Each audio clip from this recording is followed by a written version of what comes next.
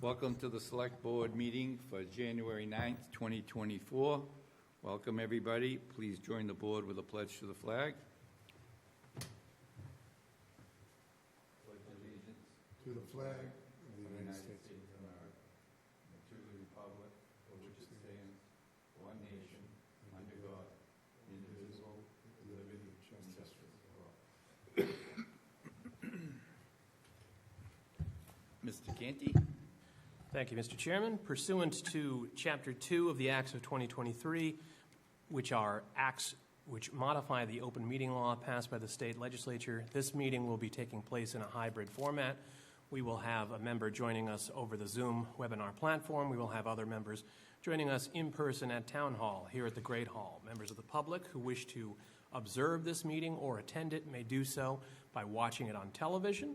They may do so by coming to the Great Hall here at Town Hall, or they may do so by joining the Zoom webinar, which is included on the agenda that is posted on the town website. This is a meeting that will start in open session and then go into executive session. We have two items on our agenda for executive session.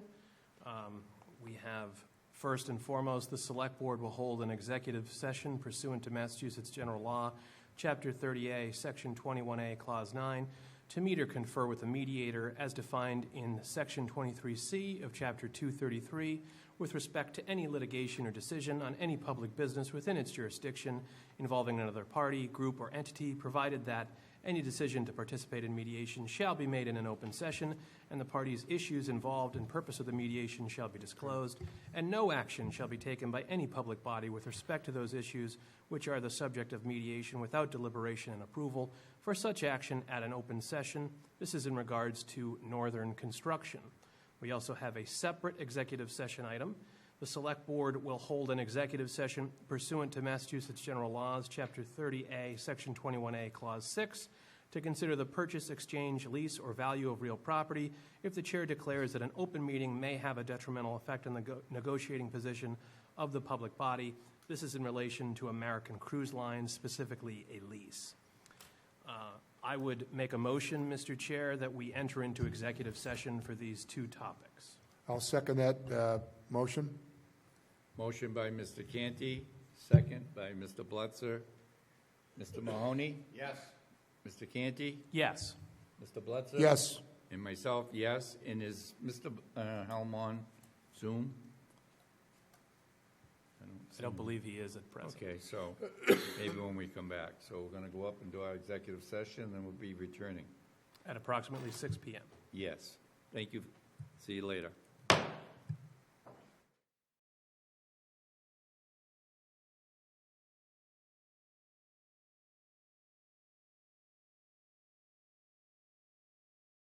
All right. We're going to go on to licenses and administrative notes. The board's wishes. Any questions?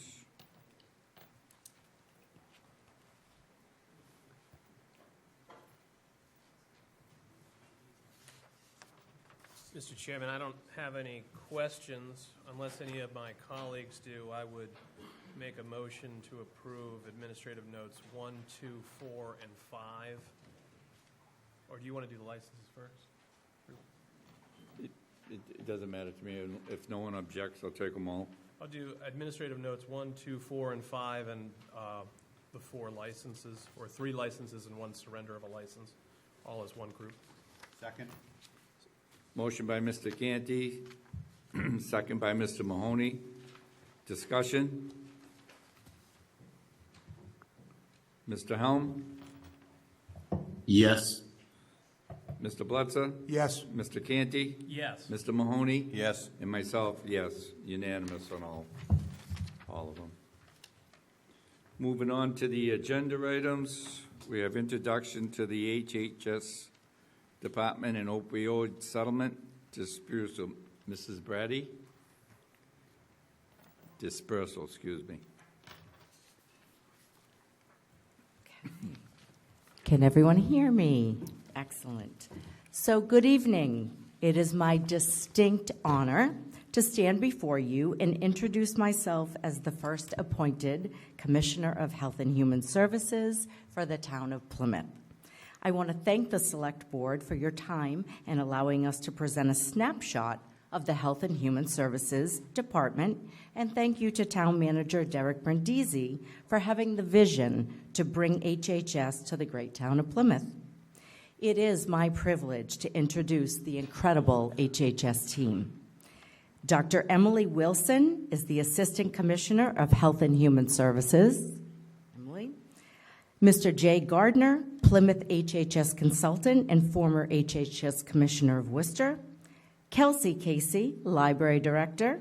Karen Keene, Director of Health. Ann Slusser, Director of Recreation. And Roxanne Whitbeck, Veterans Director. An amazing team. So, let me get my clicker.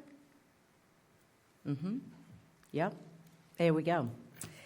What is HHS? Our amazing jetty exemplifies who we are. Thank you to the talented photographer Denise McAferry for allowing us to use her beautiful photograph. Simply put, consider us the bridge to resources in our hometown. Some communities have the misfortune of not having enough resources for residents. Not true in Plymouth.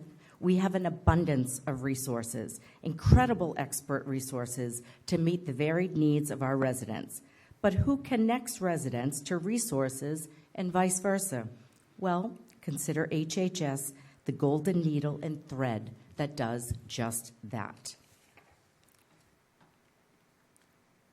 We have for you a mission statement. Our mission statement, building bridges to community well-being, the mission of the Plymouth Health and Human Services Department is to connect people with vital resources within the framework of a healthy, humanistic, sustainable, and resilient community. Our goal is to foster a comprehensive and compassionate social health support system that promotes a culture of belonging and cohesiveness for residents and visitors alike. The 5 divisions have been meeting weekly since the summer to operate as a cohesive department. This team together created this mission statement, and it exemplifies our core values. We're building a dynamic department that engages and educates our community, and one of our initial core goals is to ensure a comprehensive health needs assessment is completed, specific to the community of Plymouth. We have a vision as well. We are very crafty like that. So, our vision. We envision a systematic approach to ensuring health equity for all with a commitment to excellence, community engagement, supportive partnerships, collaboration, and innovation within America's hometown. Our tagline, health, equity, leadership, and partnership. Help. That's what we exemplify. Health equity means that everyone has a fair and just opportunity to attain their highest level of health. Think of HHS as community leaders who, in partnership with expert resources, will immunize our community with good information for them to make good health decisions. See what I just did there? Immunize our community. Just want to see if you're paying attention. Emily will now talk about what specifically defines health. Hi, thank you for the opportunity to be here. Thank you for having us. So we wanted to talk next about Plymouth HHS and our theory of change. And first we wanted to start with what actually shapes health. What is our theory of change around health? So when we think about health and we ask this question, most of us think about things like genetics, family health history, illnesses, and our own health behaviors. Did I eat a healthy breakfast? Did I go for that walk at lunch? And these are important factors to be sure. They affect our health outcomes on the individual level, especially on the individual level. And on the community level, however, we know, and research tells us, that the largest drivers of health outcomes are actually related to our social conditions and access to resources. And if you see up on the graphic that we've provided for you on the left, how this sort of breaks down. So as I said, we know from the research that these drivers, known as the social determinants of health, things like the ecology and the environment where we live, our access to medical care, These actually can account for up to 75% of the health outcomes that we see on the community level.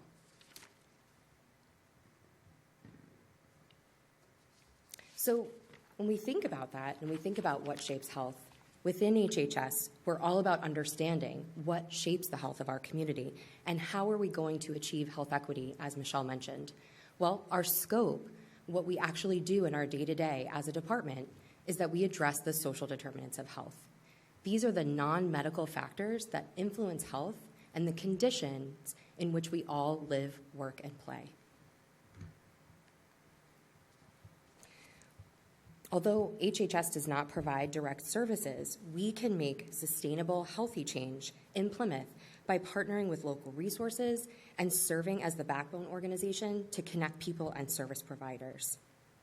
As Michelle said, simply put, we are the bridge to resources for residents and partners. So again, we offer this theory of change, and now specifically looking towards health equity. And if you see it on the left, the graphic shows us what these social determinants of health actually are. What are the buckets? What are the breakdowns? Well, there are 5 distinct categories that we can look at that, again, from the research we know, directly impact the largest proportion of our health on the community or population level.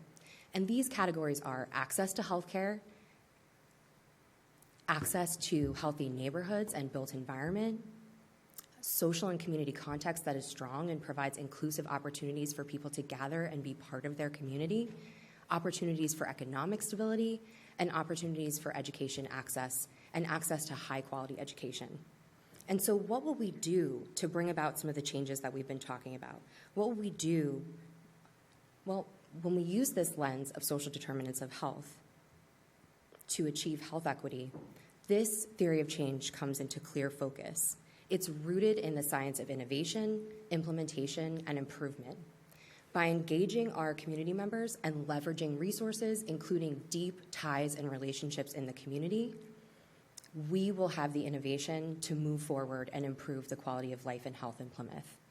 By convening our partners and assessing our own health needs, we will be able to implement initiatives and move forward. And by using data that we've assessed and synthesized ourselves from within our own community and putting this into actionable plans, we will be able to make data-driven and evidence-based decisions and, again, improve the quality of life and health in Plymouth. Thank you. Now we're going to hear from Michelle again on the Commissioner Spotlight. Thanks, Emily. And Jay and I are going to share a brief overview of basically the first HHS project, which is the Opioid Remediation Project. And Jay is going to give you, this is my little spotlight, a little background on some of that. Jay? Thank you. Thank you, Michelle. I appreciate the opportunity to be here. As you can now understand, the 5 divisions remain intact with their unique responsibilities. However, collectively, they come together to partner with community partners and service providers to handle those deep, complex societal issues. You can imagine what they are. Mental health, homelessness, food insecurity. Tonight, we're going to highlight substance abuse. Going back several years, we've all heard about this. At the time, our governor was serving as the Attorney General. Attorney General Healy joined 45 other states in a litigation called the National Opioid Settlement.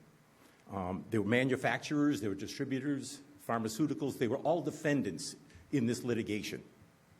Defendants include J&J, Walmart, Teva, Allergan, CVS, and Walgreens. The key findings: unfair and deceptive sales practices, inadequate monitoring, and violations of their corresponding responsibilities. Their misconduct has led to a record over-dispensing, substance abuse disorders, overdoses, and residents continue to suffer. No community, no state has been untouched by this. Every facet of our society, I'm sure individuals who are here in this room, perhaps individuals listening at home, has been touched by this. It has been devastating. For the first time, public health as a discipline, HHS as a department, is going to have capacity to make a difference, to be able to deliver resources with collaborative partnerships in our community here in Plymouth, to be able to make a meaningful difference Prior to this, it has really been raising awareness and not much more. Sympathy and compassion has not been enough. We're now going to be able to make a difference with local resources. The town manager has made it very clear, the directive, we're going to be able to partner, and that's what HHS has done over the past several months, is to find out what are the resources in our local community here, to bring those together, to be the leader, and to integrate those to help individuals who are suffering and families who are in need. To the settlement. According to analysis, about $500 million are going to come to Massachusetts, right? Several million will come here to Plymouth. The Commonwealth, of those dollars, 60% will stay with the Commonwealth, HHS at the state level. 40% are going to go to the municipalities. There's a calculus. As you can imagine, a complex settlement of this nature, it is extremely difficult. However, there's assignment for each municipality, depending upon their population, fatal and non-fatal overdoses, the number of prescriptions. Plymouth was assigned a percentage, and that calculus has assigned to Plymouth over time about $3 million. Now, that I don't want to create any false expectations. That comes over time. Each of these defendants have a dollar amount that they have been assigned and a dispersal schedule, some as many as 18 years. There's a lot of money here it's going to come over time. But the directive from the town manager is to get these dollars out now. I have to tell you, most municipalities, to include the Commonwealth of Massachusetts, has not dispensed any dollars into their community.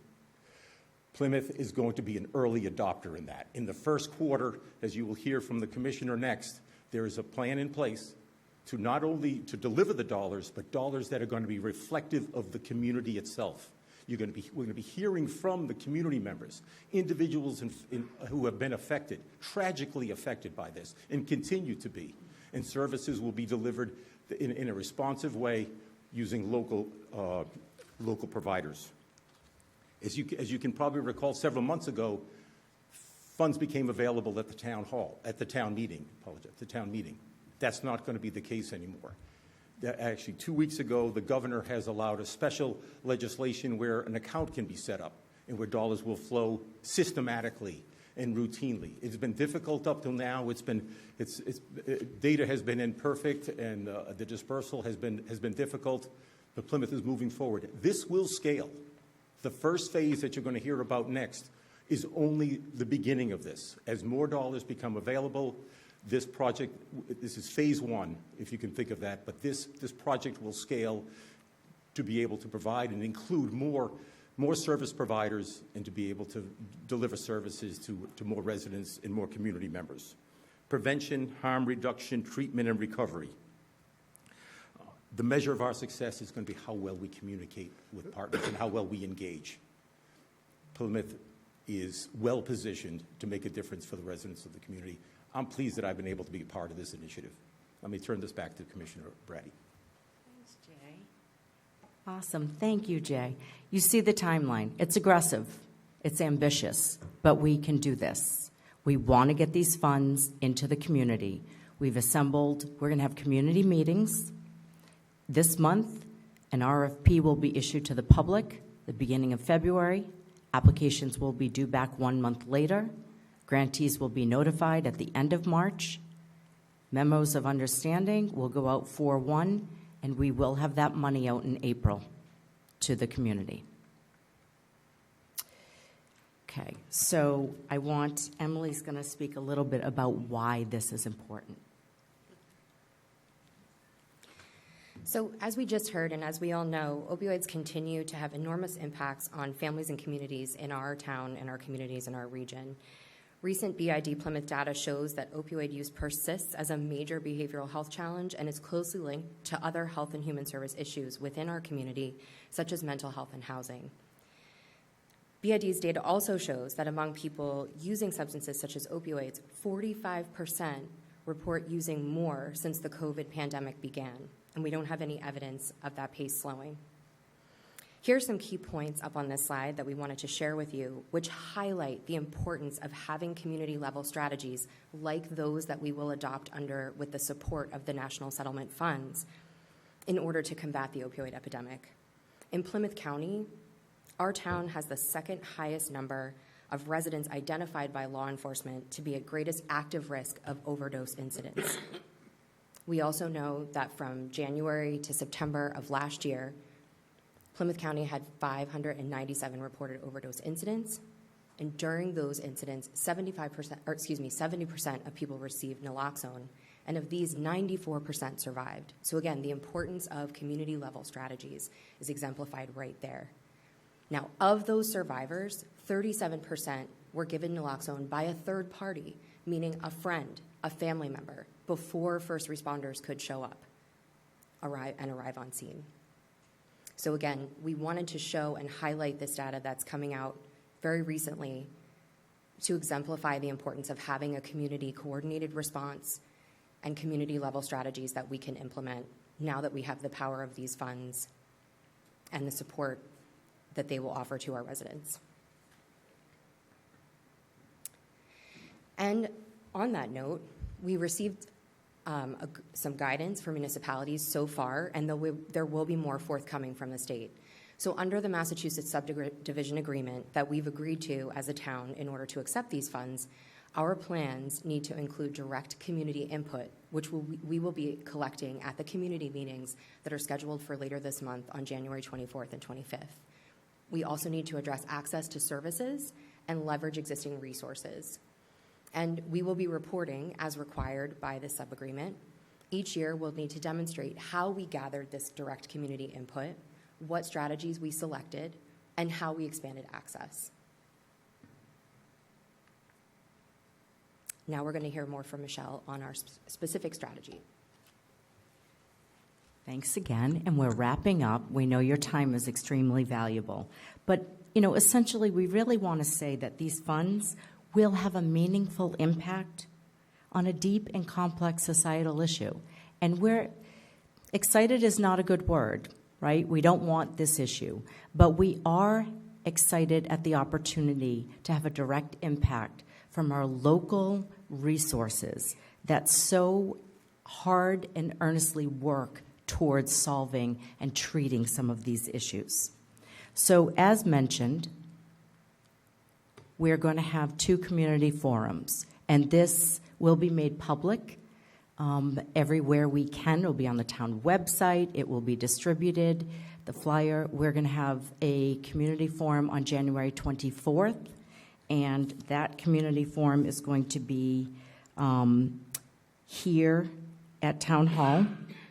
And on the 25th, it's going to be at the library. So it's open. The first one here is a hybrid, so people can, tune in virtually.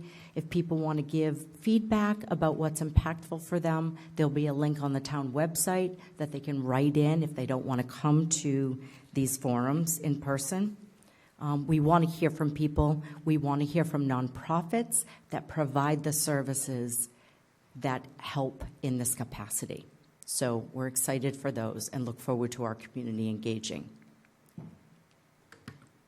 We appreciate your time. We're excited for this department, and we welcome any questions or feedback you might have. Any questions or comments from Michelle or anybody? Okay. Mr. Canty? Thank you to Michelle and the entire HHS team for being here tonight and presenting that. I'm particularly interested in sort of your first project here, having spent the last 10 years helping folks that are court involved dealing with substance use, particularly opioid related incidents. I would say that I work in the drug court, now called the recovery court at the Plymouth District Court. It has come up, the idea of what municipalities in our area are going to be doing with some of this money. There we have not only a court clinician that helps place people that are involved, we also have connections with High Point, with Clean Slate, with the Community Justice Support Center at in the Plymouth Industrial Park as well, which is a Department of Probation affiliated program. If at some point you would find it beneficial to come in and speak to the drug court staff, we have a staffing on Wednesday mornings from 9:30 to 10:30 usually. I think that is something that could be arranged and would be potentially beneficial to both sides. Having the history there, the judge that handles that drug court, Judge John Julian, also has handled, he's handled this drug court for the last 8 plus years, and he previously to that, and still concurrently, is also, he's the presiding justice in Barnstable, and he handles Barnstable drug court as well. So he has a lot of experience in that field in both of those arenas. It just could be another asset for implementing this plan in a way that would touch on all factors, if that's of interest. Amazing. Absolutely of interest. You know, I refer back to the slide, and I'm serious. The P in help in our tagline is partnership. And if we can engage our community members, whether it be in this capacity specifically or any other, we're completely open to engaging, and we get more done in that capacity. So we would love to take you up on that. Thank you. Thank you. Be in touch. Okay. Mr. Bletzer? To follow up on what Kevin said, I agree with him too. You know, we have resources in this town. We have a jail in this town. We have a hospital in this town, and we have a courthouse in this town. All three of those facilities, a lot of their work is done with substance abuse. You know, whether it's not just mental health, but there's, you know, alcohol and especially opioids. And, you know, working with, as you say, partnerships. There's three partnerships right there. As far as the court goes, you've met our presiding judge, and she could set up a meeting with our drug judge. Also, the former presiding judge there, who's retired and now works for the state, Judge Rosemary Minahan, is very involved in the opioid crisis, and she would love to have some input with you, and so that's going to be a key to, you know, the money that you use, how you use it. There's so many partners in this town that could really use some help. Yep. You know, you got the recovery center. I mean, I could go on and on. Right. So, yeah. So And that's a good thing, right? We could go on and on because there's so many Yeah, resources yes. doing such good this work. is a long time coming. Yeah, so Yeah, I I would was- love that. I was so excited. Select Well, board. it's, you know, give me a call. We can will. set that up for you. And, I will. Thank you. it's- And yeah. we're really partnering with BID as well. So we're There going you down go, that road already. Because we all work Yes. together. Yes, we do. You know, Yes. we send them to them, they send them to us. I mean, it's, I say, us, the court, and Yeah. and also the jail. Yes, absolutely. Yeah, so anyway. Working with, in the The sheriff. future, maybe DA Cruz, and just looking at all the factors. Plymouth is the biggest small town, right? Exactly. yeah, So, thank you. I appreciate it. And then within the opiate, obviously, we're the second biggest. A lot of that has something to do with the hospitals being here and all that, but we do have a real problem with in our town with the opioid crisis, so. Yep, we're going to see this as an Yeah, opportunity great. to help. This is great, thank you. Thank you. Thank you so much for your time. Thank you. Thank you.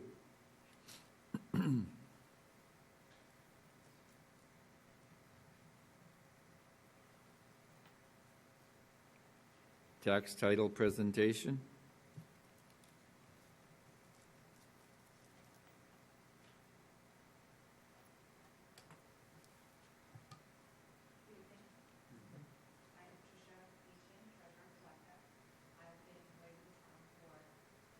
For 17 years, all of which have been in the Treasurer Collector's office.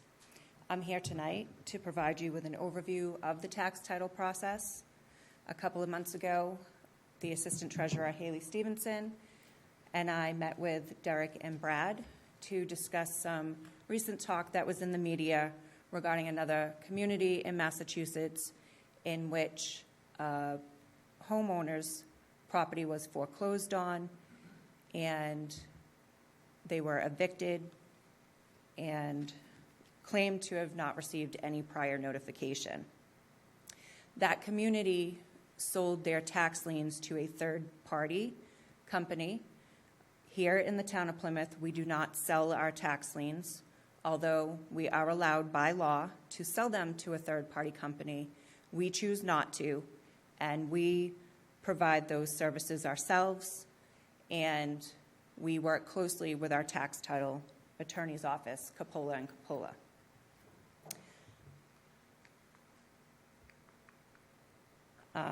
The process takes about a year from the time that we send out real estate demands until the time that we file for the foreclosure. We do our best to consistently stick to this time frame to make sure that the town does not lose their opportunity to perfect the tax lien. Also, we do that to familiarize the customers with the timing of our process. There's a lot of time and effort that goes into this process, and I'm going to do my best tonight to provide you with a quick overview. Real estate demands are generated at the end of a fiscal year after the fourth quarter installment, which is due May 1st. Demands can be added as early as the next business day after the due date of May 1st, and they are due 14 days from the date of issue. Here we have for you a 5-year comparison of the number of real estate demands that go out. So here we have from 2019 to 2023. As you can see here, it's roughly an average of about 2,300 demands a year, and it's pretty consistent. In addition to that, we have included the amount that was outstanding for the total of those demands that were sent out for those years. And as you can see, it's roughly around $4 million. So at the end of the fiscal year, there's about $4 million that is outstanding. And in addition, after the demands go out, we like to extend a couple of courtesies to the taxpayers as well to provide them with additional notification before we send the delinquent files to the attorneys. We do that by sending an additional final demand notice, is what we call it, and that's just a notice to inform them that the demand remains unpaid, and it gives them an opportunity to resolve that delinquent balance prior to sending the file to the attorneys, in which additional legal fees would incur at that point. And we have also added a courtesy of making phone calls. We take the time and effort to research phone numbers for the delinquent accounts that we see to locate the property owner. We do that through like a Google search or Fast People search. We also use other resources we have in our department, such as the Unipay system for online payments. If we see that they have previously made a payment online, we're able to kind of back into the system to get phone numbers. So we do make attempts to try to call everybody that has a past due balance prior to sending that file to the attorneys. And we continue to make phone calls as we go through this process. Early September, we send the delinquent file to the attorneys. At that point, that's when legal fees begin to accrue. They start off at $125, and the attorneys begin the title searches. We continue to work with the attorneys through this process, and around October, we will provide them with a breakdown that they're needed of the outstanding taxes, but we have to provide them with, real estate, CPA, Buzzards Bay Water District, water liens, any additional balances that are outstanding so that they can prepare for the legal advertisement.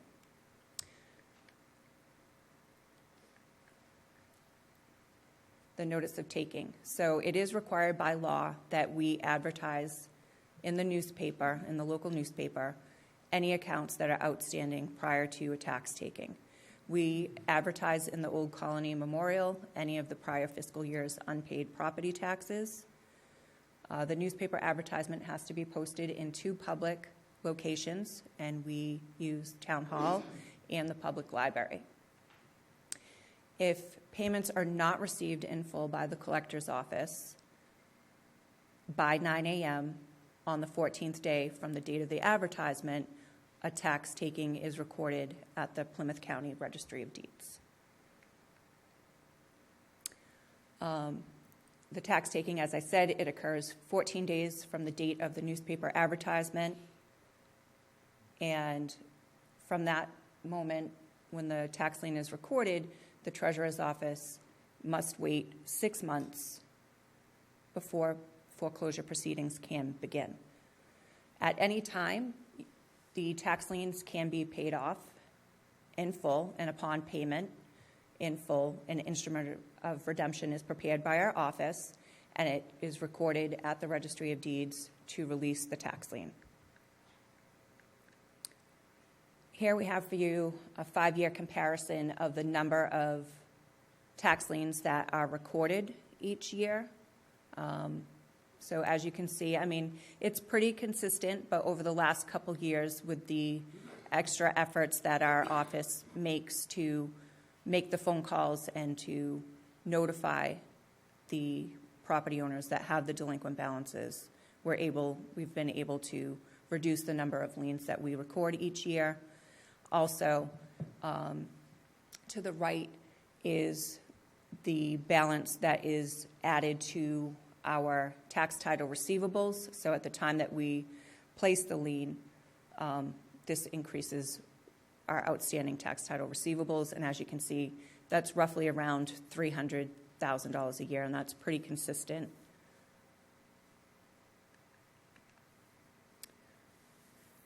The tax taking notice. We like to extend another courtesy. So after the tax taking, that typically appears in December, we like to send a notice, and that's usually early February, just to inform the property owners that a tax taking has been recorded at the Registry of Deeds on their property, and it also gives them a chance to pay the outstanding balance before we initiate the foreclosure process. So we usually give them a date in May to pay by, so it gives them 3 months to make arrangements to work at paying off that tax lien. So whether they take out a personal loan or whether they talk to their mortgage company or take out a home equity line of credit, those are just some examples, that allows them some of that time to try to get their finances in order to pay off the lien before the proceedings with the foreclosure begin. The foreclosure, in June after the tax taking, we prepare tax title packets that we send to the attorney's office. This includes the instrument of taking, the tax lien sheets. They want like a current year tax bill, and they use this information to prepare for the foreclosure petition that they file with the land court. Those petitions are filed typically between the months of July and August. Once the foreclosure petitions are filed, it now is at the discretion of the land court, and it's based on their time frame. And one of the next steps to follow is the land court will send out a citation to all interested parties. In that citation, they include a date for them to respond by. If a written response is received by the land court, they will go ahead and schedule a land court hearing, and they will need to appear before the land court judge, and they will set forth the terms of the redemption. They will issue a finding. In that finding, they will specify a date that the lien must be paid off in full by, and at the time, the land court judge will also set forth what is allowable for legal fees. If no response is filed or the taxes are not paid by the date issued on the finding, the court will issue a final judgment or foreclosure decree.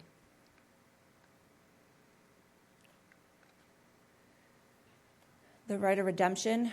So once a property is foreclosed on, there is a 1-year right of redemption period in which the former property owner can request the Board of Selectmen to voluntarily allow the redemption of the property, and or they can petition the land court to request a vacation of judgment.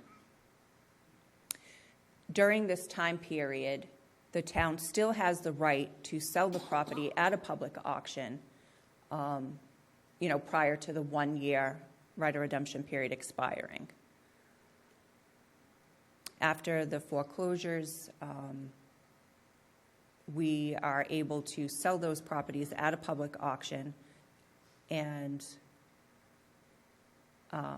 any property that is taken for non-payment of taxes must be auctioned at a public auction. You cannot make any other sales with, individuals if they were to inquire on a specific property, that they may abut and they're interested in purchasing. You would still have to hold a public auction.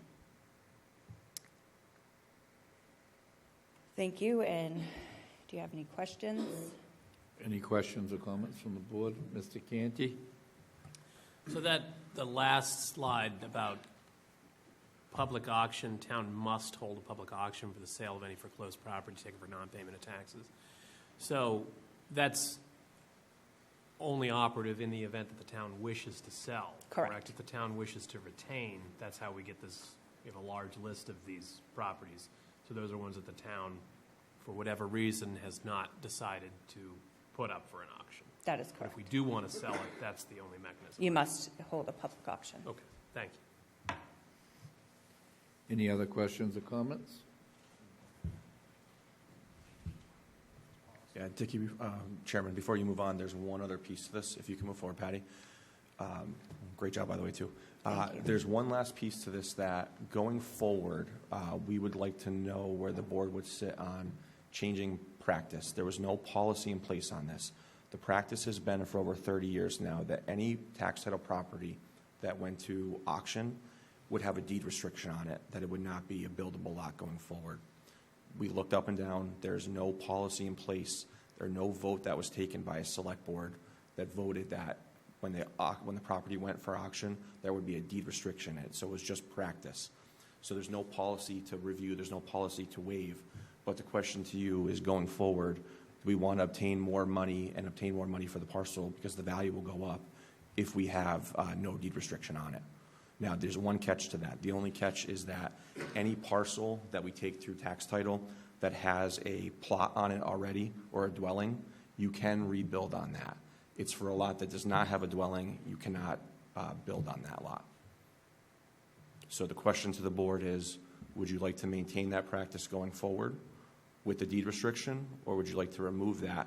It would go for auction, and we can guarantee these properties will go for a significant more value than what they currently are. Mr. Canty? So Brad, can you describe the process that the town undertakes before making a decision to potentially auction a piece of property off, so we can know whether it's necessary or beneficial to have this policy going Yeah, forward? so there's multiple, what's the routing sheets? I call them the routing sheets, or Yes. white sheets, routing sheets. And what that does is it goes through a list of different divisions and departments and committees in the town, and they put a hold on it if they do not want it to move forward. So any property that actually gets to the point of, okay, everyone's gone through it and checked off that there's no interest in it, that's when it would be brought forward to actually go on the docket to sale. And what are the types of departments or other groups that look at it? Do you know the names of them? So we do, there's open space, there's conservation, environmental. Engineering, there's a lot for drainage, affordable housing trust, town manager's office, Okay. I think conservation, did we say conservation? I believe they get a view, yep. So by the time it's gone to auction, all those groups or departments have said there's no interest in this particular parcel. Correct. And we've actually talked about changing the policy and the procedures on that. So rather than that routing sheet go to me in the town manager's office and then to conservation and then to engineering, we're going to pool all of them at one point and have a couple meetings a year to review all of them so we can map out and discuss face-to-face with everyone, is there a true need for this? Because when I look at it in my office, I may say, yeah, this is great, let's hold it for recreation, but it may go to somewhere else. And just to have that discussion face-to-face, I think, is more valuable than the sheet passing along, taking weeks to go through the process. Is there a hierarchy of where it goes, or is it inconsistent as to who looks at it? Every department will have to check it off. So it's not goes here to here to here. It just makes sure that everyone reviews it before it gets finalized and sent back to the treasurer collector's office. And is there if two disparate, like say engineering was interested for drainage and conservation was interested in putting a restriction that prohibits drainage uses? There hasn't been, and that's why I wanted to start this new policy and kind of meeting so we could talk that through. Okay. Thank you. Mr. Blitzer and then Mr. Helm? I mean, if it's a And then Mr. buildable lot, Bowman. I would think it's not gonna get through all those groups. So, but I mean, if it's a buildable lot, I don't think we should restrict ourselves from trying to sell it and make some money for it. I mean, it doesn't make sense to me why, There has been a few, and I'll tell you how this all came to be, is we had a few individuals who purchased them throughout the last 30 years, let's say, come forward and say, how do I get this deed restriction removed, and why was it put on there? So that, in the first week I was here, I got prompted with that question to look into this, and that's where we found that this dates back to almost over 30 years of deed restrictions on parcels. Now, just remember that this vote tonight would only be for parcels going forward. yeah, because if they purchased it, not buildable, They got to they steal didn't on pay it. much for it. Exactly. So, but going forward, I mean, why would we restrict ourselves to, you know? But I find it hard to believe that a land that's buildable is gonna get that far, because it should be. I can tell you So- there's parcels that were buildable that people want the restriction removed so they can build on them. So it's happened in the past. No, I know, but I'm talking moving forward. If we foreclose on a property, we get the property, and I think we should be able to sell it for a profit and make money on it. So, I mean, it's, so I would like to change that so we could do that. Makes sense to me. Mr. Helm? Thank you, Mr. Chairman. Mr. Brothers, you mentioned what I was going to ask you about, because I'm aware of a handful of citizens who purchased with a deed restriction that was placed at closing. Were you ever able to uncover any evidence, written evidence of an actual policy to apply a deed restriction such as this when this was done? Was there, I know when we last talked about it last year, you had been unable to find any evidence there was actually ever a policy. It just sort of happened. Were you ever able to find evidence of an actual policy? No, the only thing we were able to find was a draft of a policy back in 2005, and going through all the minutes, it was never brought forward to the board. Okay, so we had a draft, but it was applied without actually being approved by the board. What are your plans to deal with these, or do you not plan to do anything about these citizens who purchased then have asked for, a change to the deed restriction and have actually been the reason for the change in this policy? What are your thoughts and plans to assist those residents? I was hopeful we could make that an FY25 goal, along with the other 40 we'll have, and manage them the best we can. But I wanted to get square one. Phase one of this was to get going forward straightened out. I do agree that what reason we even came on this topic was because of the prior properties and looking at how we do business going forward. So I do want to take care of those. It just is, there's a few different ways people have already thought of to look at and charge back. But one mechanism, we need to find out what works across the board. And just because someone may pay more and someone got a better deal, that is what it is. We have to move on from that and be consistent and find one set formula of if someone wants to remove that restriction, what does that entail? Yeah, well, you and I talked about a system which would involve looking at tax assessments of similar properties in the time period that this was sold. So tax valuations. Is that one of the potentials? Yes. Okay. All right. Thank you, Mr. Brothers. Yep. John? Patty, when these properties go to auction and they're sold, the revenues end up in the real estate account, Lynn? So they go to the general fund. They go to the general fund, okay. Well, anything over and above what we receive for the outstanding taxes. Okay, so, And if I could add on quick, there is special legislation, it's essentially special legislation. There's legislation being talked about that would limit that. So anything we sold, let's say we there's $15,000 owed in back taxes on a parcel. We had about $5,000 in administrative costs, so let's say that totals 20. Right now, what the AG's office is telling us is to hold whatever we sell above the 20 in a holding account right now to figure out what they're going to do with that going forward. In other states, it was disclosed that that money actually resorts back to the former property owner prior to the town taking over.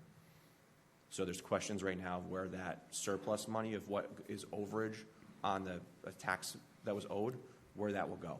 So the general fund may not be getting that revenue going forward. so this legislation, this is a state-level legislation, not a local initiative. Correct.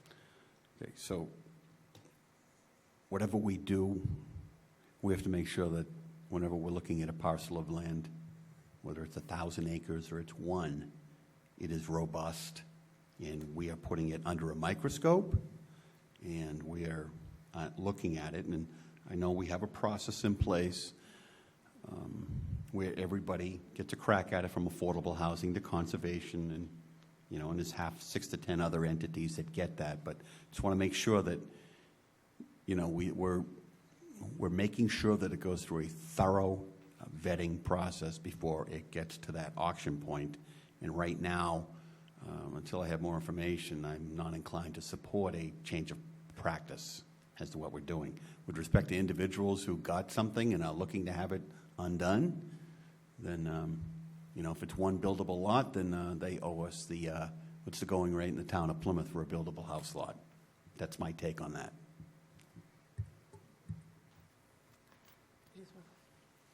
I just want to make a comment that there was a Supreme Court decision regarding other states. So this is sort of like it's like a federal, countrywide issue, and each state sort of has different rules. So Massachusetts has the AG's office or something like that came out with an advisory to Massachusetts communities who do sell anything at auction, that any of the proceeds that exceed what we're owed, that we hold in an account, because we may potentially have to pay those to the homeowner. Prior to that Supreme Court decision, that whole proceed from the auction went into the general fund. And then eventually made it way through the system and came out as free cash. Exactly. Yep. Okay, so this is something that the feds or the Supreme Court is advising the states to figure out what they're going to have as far as a statewide policy, and we would hold that money in abeyance until that was defined. Yes. Correct. Yep. Yes. Yep. Any other questions or comments from the board? Mr. Canty? So, Brad, if we're going to be holding, if we remove the deed restriction, it would increase the value of the lot. But if we're going to have to hold the excess above what is owed to us, both by back taxes and admin, legal fees, et cetera, say we, in that scenario you outlined earlier, $15,000 in back taxes, $5,000 in fees, we sell the parcel for $100,000. So then we've just made $80,000 that we have to put in abeyance or escrow or whatever until we find out what's going to happen with it. Maybe we're giving it back to the person that didn't pay their taxes, making them extra money. And then we're potentially stuck with a residential lot that's going to, in theory, consume more services than they're going to pay for in taxes, depending on where it is. It may make, while I think if that is how it's going to play out, there might be less of a reason to change the policy. But are we currently falling short in these auctions of making up the money that we're owed? So is this an issue of making more profit or rather making the town whole by removing the restriction? I would ask Patty what's the delta of what we're taking in compared to what is actually owed for the part, like what's on back taxes? We had one sale in the 16. But to answer your question, Mr. Canty, I totally get it, because that's why you may want to vote to just reaffirm to hold, and we can come back at a later time when the AG's office tells us which way to go or not. But we started this discussion well before the AG's office ruled on any of this, so I just felt like bring it to you guys so we can say we viewed it, this is where our position. We'll come back to it if something changes, but I get the optics on that. Okay. We've probably had like 30 to 40 auctions of property in the last like 20 years. So since the last 3 treasurers that I've worked with, we had one auction where the sale of the lot didn't bring in what we were owed in taxes, and you can sell it. And we chose to do that, and I think the delta on it was just a couple of $1,000. So, but it was something that we were able to, sell. I believe it went to an adjacent property owner, kind of thing. But all the other ones have been in excess of what we were owed, or any fees or anything like that pertained. And most of them were just sales of very small parcels. You could probably count on one hand, how many were dwellings. Okay. It's really uncommon for the dwellings. Okay. I think I would, although I think it could be, if we could make money off of it, could be beneficial to remove the restriction. If we're just going to be making money for the person that owed us money, I'm less inclined. But I think we could look at it. I know we have that large chart of pre-existing tax title parcels. Maybe if we knew like where all of them were in town on a map or something, and some of them are nearby each other with some zoning changes or something, we could zone, if we had like a collection of them that are in an area, maybe we could zone them commercial, and that would alleviate some of those concerns, if that would make sense.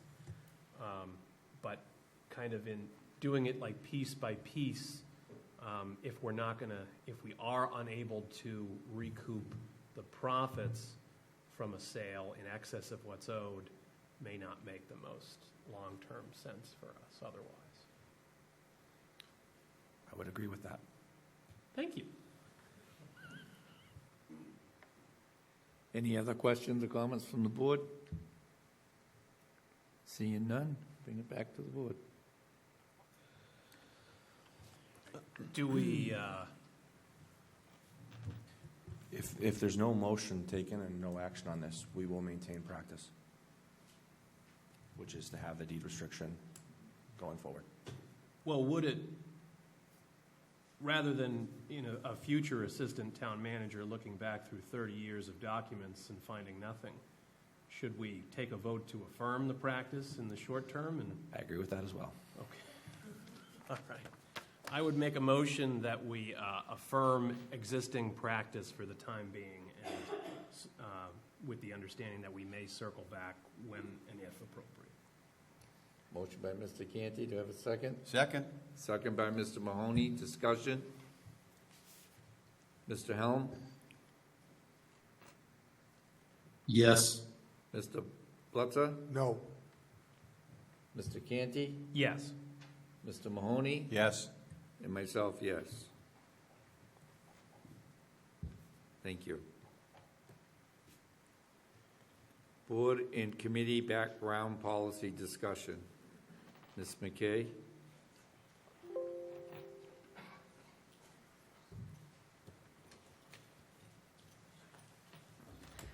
Good evening, Kate McKay, General Counsel. This is my first presentation before the board, so I'll just direct your attention up to the one slide I put together tonight. I'm here to talk about the options for quarrying appointed board and committee members. I was asked to check and see what those options might be and present them to you. I think, as you can see from the slide, there are 3 practical options right now. I'm just going to run through them and give a little bit on each one and then take questions if that's okay. The first option would be to quarry all appointed board and committee members, and that, based on the current town policy, would be done because appointed board and committee members are volunteers, and the current quarry policy that the town has addresses the volunteer person or the authority or the policy to quarry them is under number 9, where it talks about suitability of volunteer applicants. If you were to quarry all board and committee members, basically a quarry would be run on everybody that was appointed. You would give notice to that person that that was going to be done, and I would imagine that that may have a slightly detrimental effect on who would be willing to put themselves out there and volunteer. There is the second option of a limited quarry. The board, your board could certainly look at quarrying only appointed board and committee members, for example, who are likely to have direct or indirect contact with elderly, children, or a disabled population.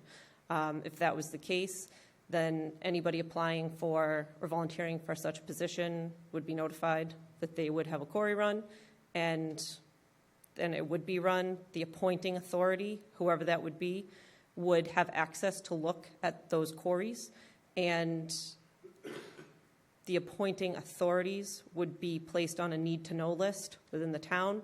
You could go and review the quarry of whichever person you're appointing, and then that would be available to whoever that authority is. The last option is to make no change to how things are going now. There is no current quarrying of appointed board and committee members, so you could keep the status quo in place and continue on with the practice that has been going on. Thank you. Any, Mr. Canty, Mr. Helm? Keeping up my tradition of asking the first question tonight. What level of quarry access does the town have? So the town, based on the fact that it's a municipality, has required, and it has required 1, required 2, and standard, I believe. It does not have access at 3 or 4. Okay. And is that the same level that, because I know from talking to clients about issues, although I do specialize in innocent clients, that several individuals are concerned about quarries checks for volunteering for school trips and stuff like that. Is it similar to the level of access that schools have? So it's my understanding that quarry 3 and 4, 3 is available for camps for children, and 4 is only available to the Mass Department of Early Education. So my inclination is to say that anything through a school or the Department of Education or a camp is a higher level at 3 or 4, and the town would not have that. We would be operating below a 3 or 4, a 1, 2, or a standard. Okay. And then if we run the quarry and it comes back quarry, it has personal identifying information at the top of it, the individual's date of birth, social security number, their current address, their mother's maiden name, other stuff like that. What do we do with the quarry, and does it become a public record that would be more discoverable to folks than a quarry otherwise would be through something like a FOIA request or something like that? So if the board was to look to appoint somebody and run a quarry, that quarry would be run by one of the town employees who has the authority to run those quarries, and it would be kept and stored in accordance with the quarry policy that the town has already put in place, and that is modeled off of the DCGIS policy. There's requirements for how long they're stored and how they're stored, how securely they're stored. So that policy would continue to control whatever was produced when that quarry was run, but the way that the appointing authority would be able to review it would be to have each individual person of the appointing authority, for instance, the select board, be placed on the need-to-know list, and the quarry, envisioning this is how it would work, would be in HR, for example. If you're on the list, you can walk in and you can review it, and the quarry would stay in HR. It would not be distributed. It would not be available for general public consumption. And then it would be retained in accordance with the policy. So then if somebody was curious why an individual wasn't appointed to a board and they filed a FOIA request, it wouldn't be turned over as part of the documentation in relation to that appointment? No, and I think actually number 5 on the quarry policy would actually control, which talks about when an adverse decision is made based on the results of a quarry, there's a procedure to follow, and that person is notified, and then according to the policy that the town has adopted, it would go through that. So I don't think a FOIA request would be the way that person would be able to find out. They would have a more immediate way to find out under number 5 as to why they were not chosen. Okay, thank you. Mr. Helm, then Mr. Blitzer. Thanks, Kate, for coming in to talk to us about this, given recent events that we went through. In your slide, each case that you give seems to indicate that the quarry is run after they've been appointed. Is that the case? So the board, depending on the policy that you adopt, I think could either choose to run the quarry pre-appointment, or you could make an appointment conditional upon a quarry being run. Okay. I guess I won't ask you. Well, I will ask you, which do you feel is the most appropriate? Which is you're an attorney. I wonder if there are issues involved, and legal issues, in appointing someone and then taking away the appointment based upon a failed quarry check, because that would be public information. Maybe not the quarry, but the fact of what happened to them would be public information. Or would it not?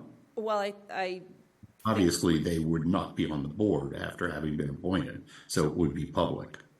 That aspect of it would certainly be public. I'm not sure that the reason why would be public unless that particular applicant decided to make it public and disclose that he or she had their appointment rescinded because of their quarry. I think the advantage to doing it prior to appointment is it avoids that conditional appointment. I think if you want to do an appointment conditional upon, it just adds that extra step that if it comes back as a problem, it requires the extra step of undoing what was done. So I think. And that extra step, is that a public process, since the board, let's say the select board, appointed somebody? Is it a public process to remove their appointment? I would actually refer that question back to the board. My inclination is to say, how do you unappoint somebody?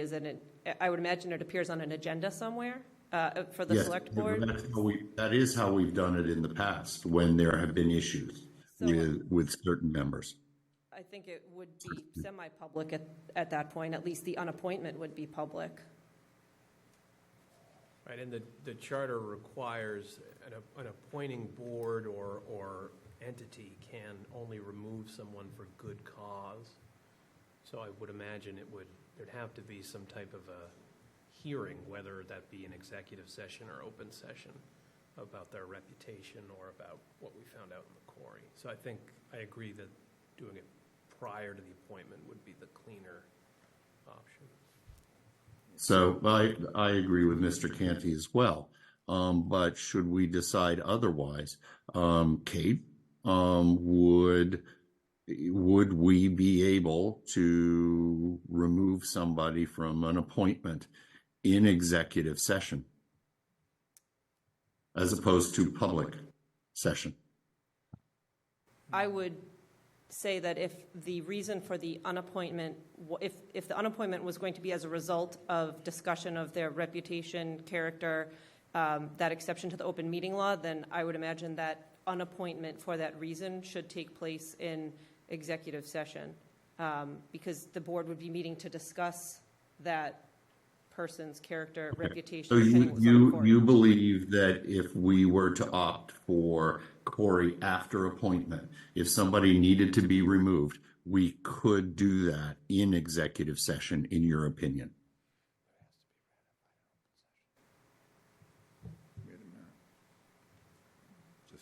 If the reason is for their Okay. reputation, character, Yeah. then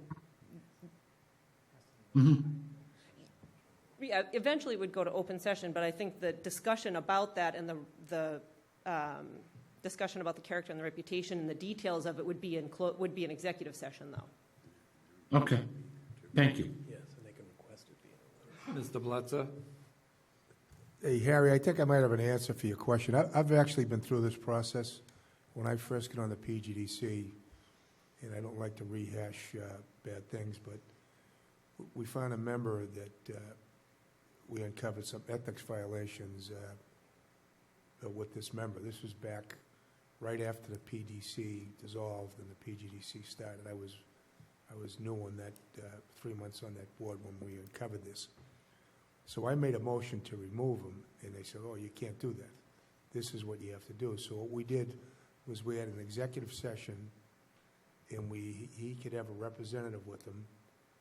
And so we questioned him, everybody had questions, and after we questioned him, then we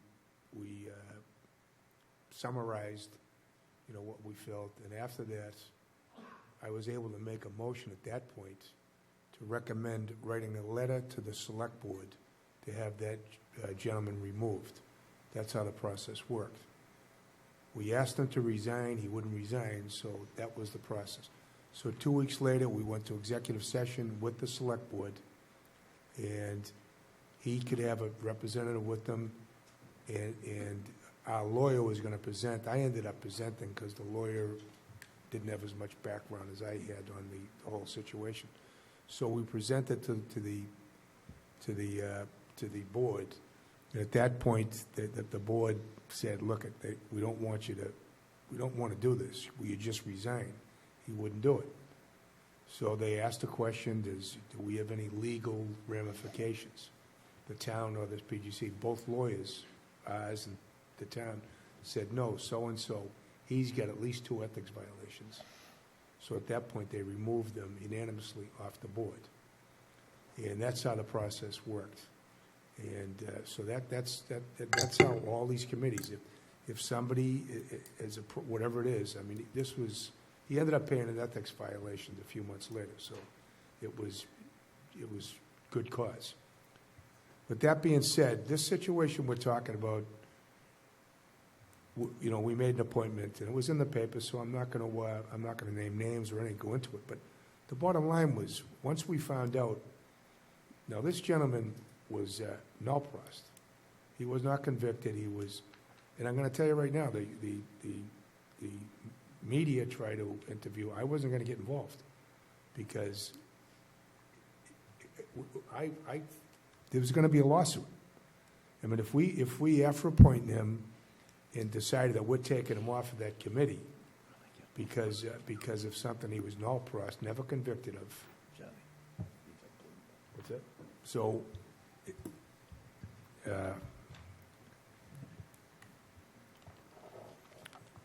Anyway, we're opening up a can of worms here. We've got to be careful. It should be done before the appointments are made, and everybody could have the information and make a decision. But using a Corey check as your reason not to hire somebody, you open up yourself to liability, I believe. So, and I don't want to get into that situation. If I have the information in front of me, I'll make my decision. but it's certainly not because what are our standards, Kate? You have an OUI, you can't be on a board or committee? Well, that's going to, a lot of people have had that. You know, what is the standard? You know, what crime prohibits you of being on a board or committee? Well, anyway. Mr. Mahoney. So I agree with, I think, a couple of the comments where it's a lot cleaner if this is done at the beginning. And I certainly, I don't want to embrace option 2 because, and you're picking and choosing who undergoes that process. So you can put this out to Kate or Derek. Does it make the application process more cumbersome for volunteers when they apply, and we're going to go through this process in 2 to 3 months? They want to volunteer for a committee. So does it really add any additional work for them, just applying for any whatever committee they're applying for, or all the work is just a little bit of an incremental administrative work on a town employee? Well, it's a little of both. So obviously, the applicant has to fill out the query form and has to give permission for the town to run the query. And then, you know, as you pointed out, there will be some work on the back end, on the administrative side, to run those queries. We've talked about that. We think that that's manageable. But I think what's important to understand that we already struggle with filling our boards and committee vacancies. And so running a query, I think, will prevent some of those potential candidates from applying. I can say that, and I think you heard from Attorney McKay, that a query isn't a catch-all. It's not a silver bullet. It's not going to catch some folks that have, as Selectman Blesser pointed out, moral or ethical issues that may not come up on a query check. So I think we just got to understand that some of the unintended consequences from running queries. What is, once this staff member gets a query, what is the time frame for the completion? Is that just a couple of hours, a few days? The time to run the query and get it back? Right. I would have to ask Jackie to be sure. I don't think it takes more than a day. Okay. Maybe 2 days, but I can certainly check and get back to you on that. Go ahead. So the last question I would have, both Kate and Derek, is that aside from queries, have we looked at just going more robust or a deeper dive into the questions on the generic application? And then if something were to arise in the future, it could be brought to the board, and the board would act accordingly, maybe remove that individual because we found an information that indicated that the initial application was not accurate. Is that an option, or is it basically these are our best options? I think that's why we're here, because we had this already happen. So this is why we asked to have this person. But you see, And so, you know, we know that there was an applicant that, you know, probably had a background that if we had known about it, you know, we probably would have made different decisions. That person has since resigned. But again, that individual who has resigned, is actually it's the reason why we're having this conversation, would not have been caught in a query. So if we ran a query thinking that it's going to be all of our safety mechanism, this would not have happened with this last candidate. And I can just add something else that might make it more concrete, I guess, for lack of a better word. The highest, the most information that you would get on a query check is going to be, to my understanding, if you're able to run at a level 3 or a 4, because those levels are how the system is set up to give the most access because of the people that person is interacting with. So as you come down the ladder of access, the amount of things that are viewable on a query are kind of whittled down, either by time or by whether or not there was a conviction, how long ago the action took place, so whether or not there's anything open and pending right now, or if everything's closed. So to echo Mr. Benjisi, the quarry is not a silver bullet. It's not going to catch every single person, every single thing, either because of the level of access that the town has, or just the nature of what that person has on their record is sometimes not going to interact with the level of access that's allowed.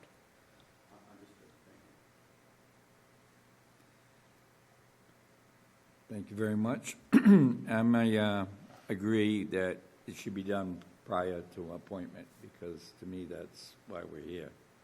And we're having this discussion, and I've seen other people get elected, like to this board, and problems arose afterwards, and it's not very easy just to, and for the fact about going public and all that, if they're never appointed, then it eliminates all that. So if I'm going to support one of these, it's going to be pre. And if I do support it, it's to be done naturally, legally, and through, I suggest, the HR department. And I'm definitely going to support it,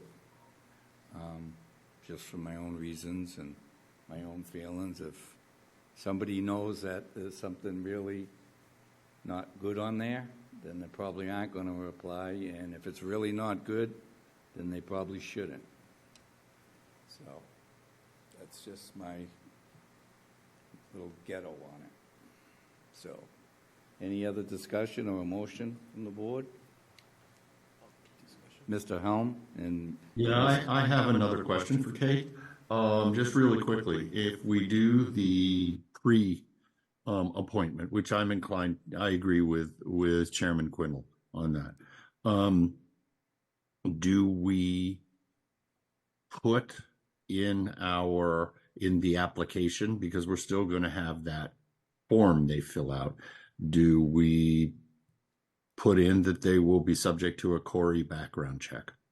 I think you have to, and I think the Corey acknowledgement form, it would be what they would sign, acknowledging that a Corey is going to be run. Okay, thank you. I thought so. Mr. Canty? I have one question and then discussion, depending on the. But Kate, does the applicant have an opportunity to explain the results of the Corey under the Corey policy? According to the current Corey policy, I believe that they do. I have it. It may be, if I can just look at it. So HR in this hypothetical would make sure that it lined up with the person that was being queried was the person whose query was in front of them. And then a determination would be made. They're notified of the decision. It may be currently that they're notified of the adverse decision and the applicant's given all of that information. Just quickly trying to read. I can certainly let you know. I do believe they have a chance to be informed of the decision and correct any mistakes or any, if that's not really them that's being queried in front of them, but whether or not they have a chance to explain and beg, for lack of a, or revisit the issue. Yeah, I'm not sure that the current policy extends that to a volunteer. Right, and I mean, the reason I ask, because as I don't need to tell you this, but for others, these offenses, somebody could get charged with like an assault and battery, which reads like this person punched somebody in the face, but technically that is an assault and battery, but so is grabbing someone's wrist without their permission. That's also an assault and battery, a harmful or offensive touching with no legal justification. I think the ability to explain it would be beneficial. I think I would also point out that, not to be ageist, but number two, direct or indirect contact with the elderly. It would be difficult to be on a board or committee in Plymouth and not have direct or indirect contact, considering that a lot of people that are involved in Plymouth government could be characterized as elderly. So perhaps the board might want to add in unsupervised direct or indirect, or unsupervised direct. There's certainly some modifications that could be made, but that's really kind of taking from the way that the current levels of access read right now. But I certainly think it could be modified to accommodate that. And just to jump back to your prior question, Mr. Canty, under 7I of the current policy, any other relevant information, including information submitted by the candidate or requested by the hiring authority, is also, that can also go into the consideration. So you're asking if the candidate could submit things. Under I, he is allowed to. Okay. I think number one would be the best place to start for all appointments or reappointments that come up. This is something that if we do notice a significant chilling effect and a significant decline in applicants for boards and committees, we could always revisit. But that seems to be the most sensible place to start. It's easier to ratchet down than it is to ratchet up on something like this, given that we're where we are right now. So that's sort of my thoughts at present. Any other thoughts or comments? Do we have a motion? Mr. Canty? I would make a motion that we adopt a policy to query all positions, all applicants for any board or committee that is applying for an appointment or a reappointment to that board or committee. Second. Discussion? Yes. Mr. Blitzer? In this motion, is it going to be used pre-appointment? Yes. Okay. Prior to the appointment. Any more discussion? Mr. Helm? Yes. Mr. Blitzer? Yes. Mr. Mahoney? Yes. Mr. Canty? Yes. And myself, yes. Passes unanimously. Thank you for all your hard work, Kate. Nice job, and Derek. Thank you. Article 10, parcel transfer to the Affordable Housing Trust.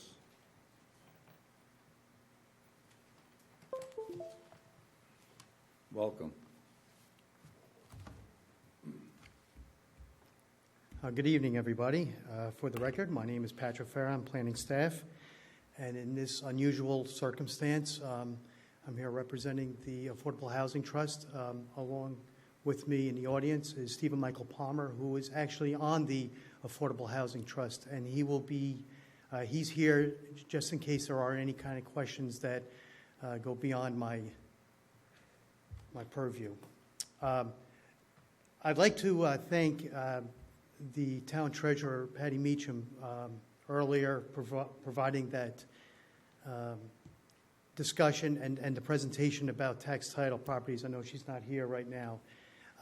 Because as staff, I do work with that office frequently to look at foreclosed properties for different type of land uses. She had mentioned a meeting a couple months ago that occurred with both Derek and Brad, town manager, assistant town manager, about a process moving forward in looking at tax title or foreclosed properties. And the question that came about from me to the group at that meeting was, when was this going to be implemented? And they said, we'll figure as of January 1st.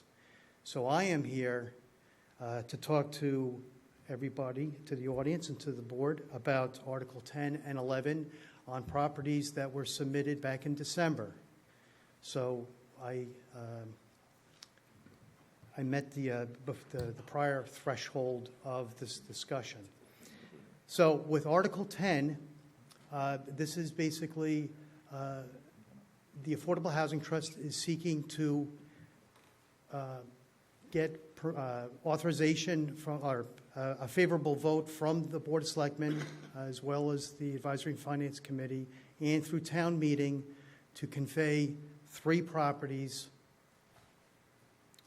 that we found that are foreclosed, that are deemed potential for affordable housing. So what is affordable housing? The U.S. Department of Housing and Urban Development, HUD, considers affordable housing if housing costs including utilities, does not exceed 30% of a household's income. Unfortunately, Plymouth is not at that 10% affordable housing threshold. I guess the state looks at we should have at least 10% of affordable housing in every community. As of August of 2023, there were 1,788 units included, which is 6.37% of the total 28,074 units in town. So we do have a ways to go. And Article 10 hopes to work toward that 10%. The 3 lots are shown on this list, and basically to see if the town would vote to transfer the care, custody, management, and control of the parcels listed below as on file with the town clerk, and in full disclosure, that will happen tomorrow.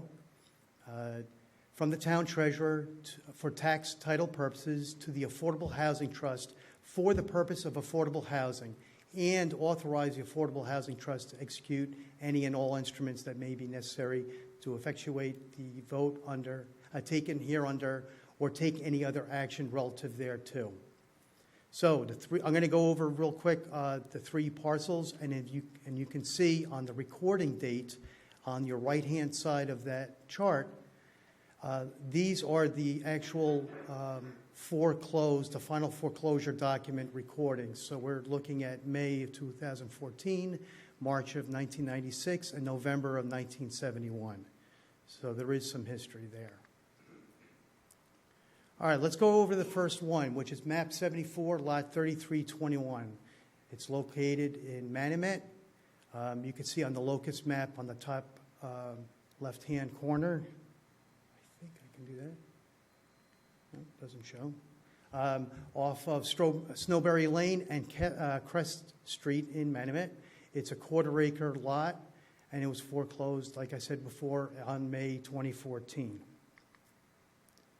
As you can see on the ortho maps, it is fairly wooded, and it is located within the R25 zone.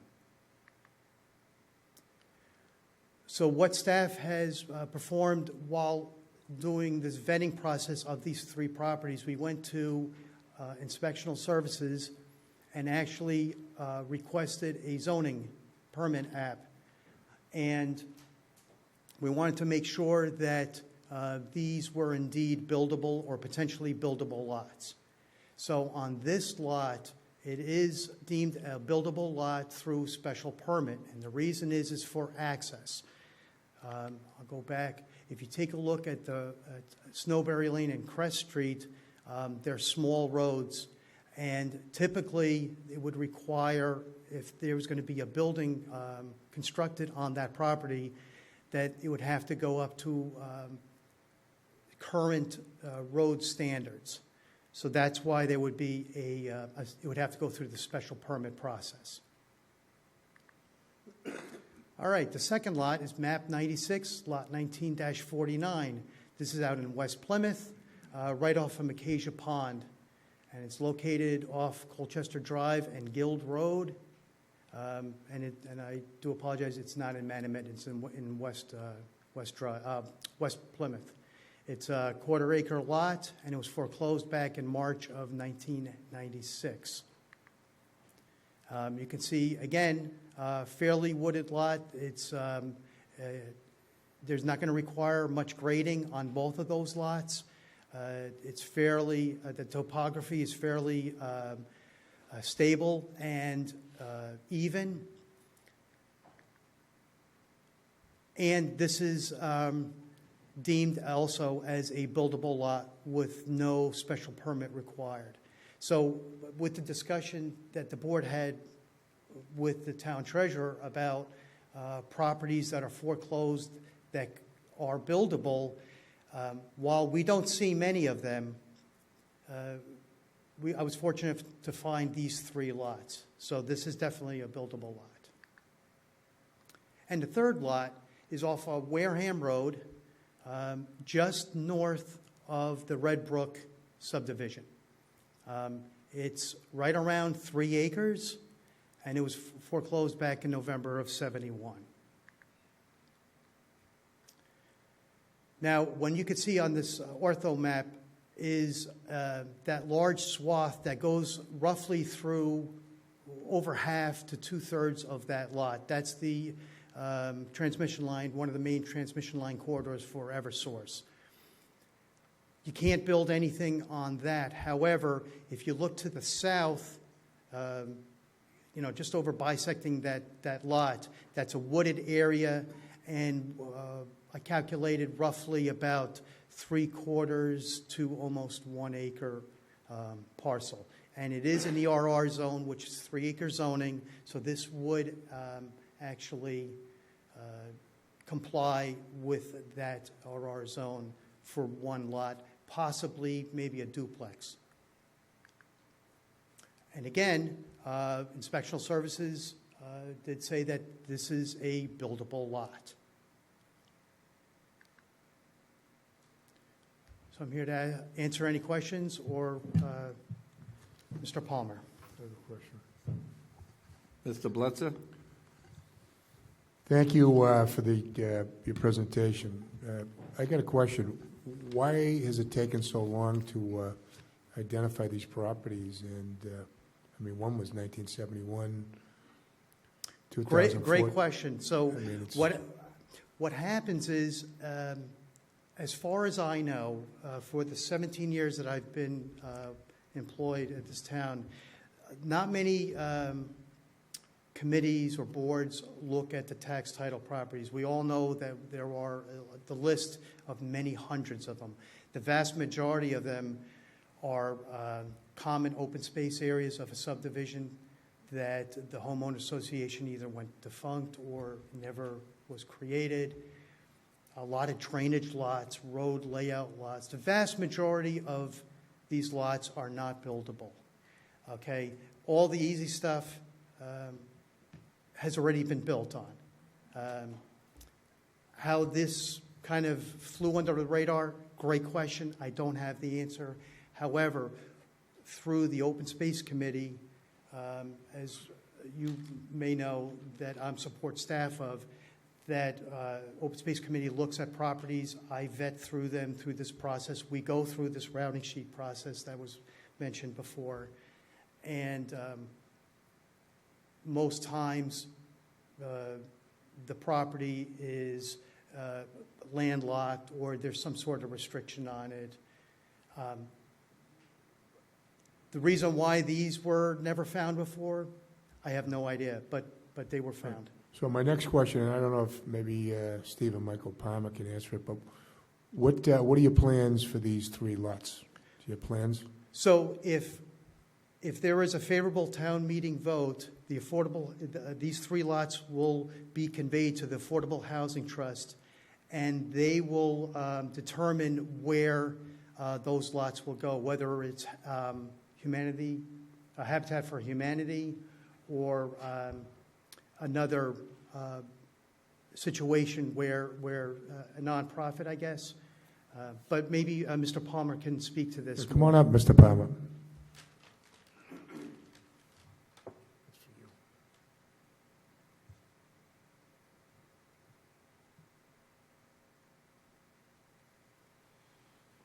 Stephen Michael Palmer, Chairman of the Plymouth Redevelopment Authority, as well as the Vice President of the Housing Trust, which we are talking about today. The fact is that these particular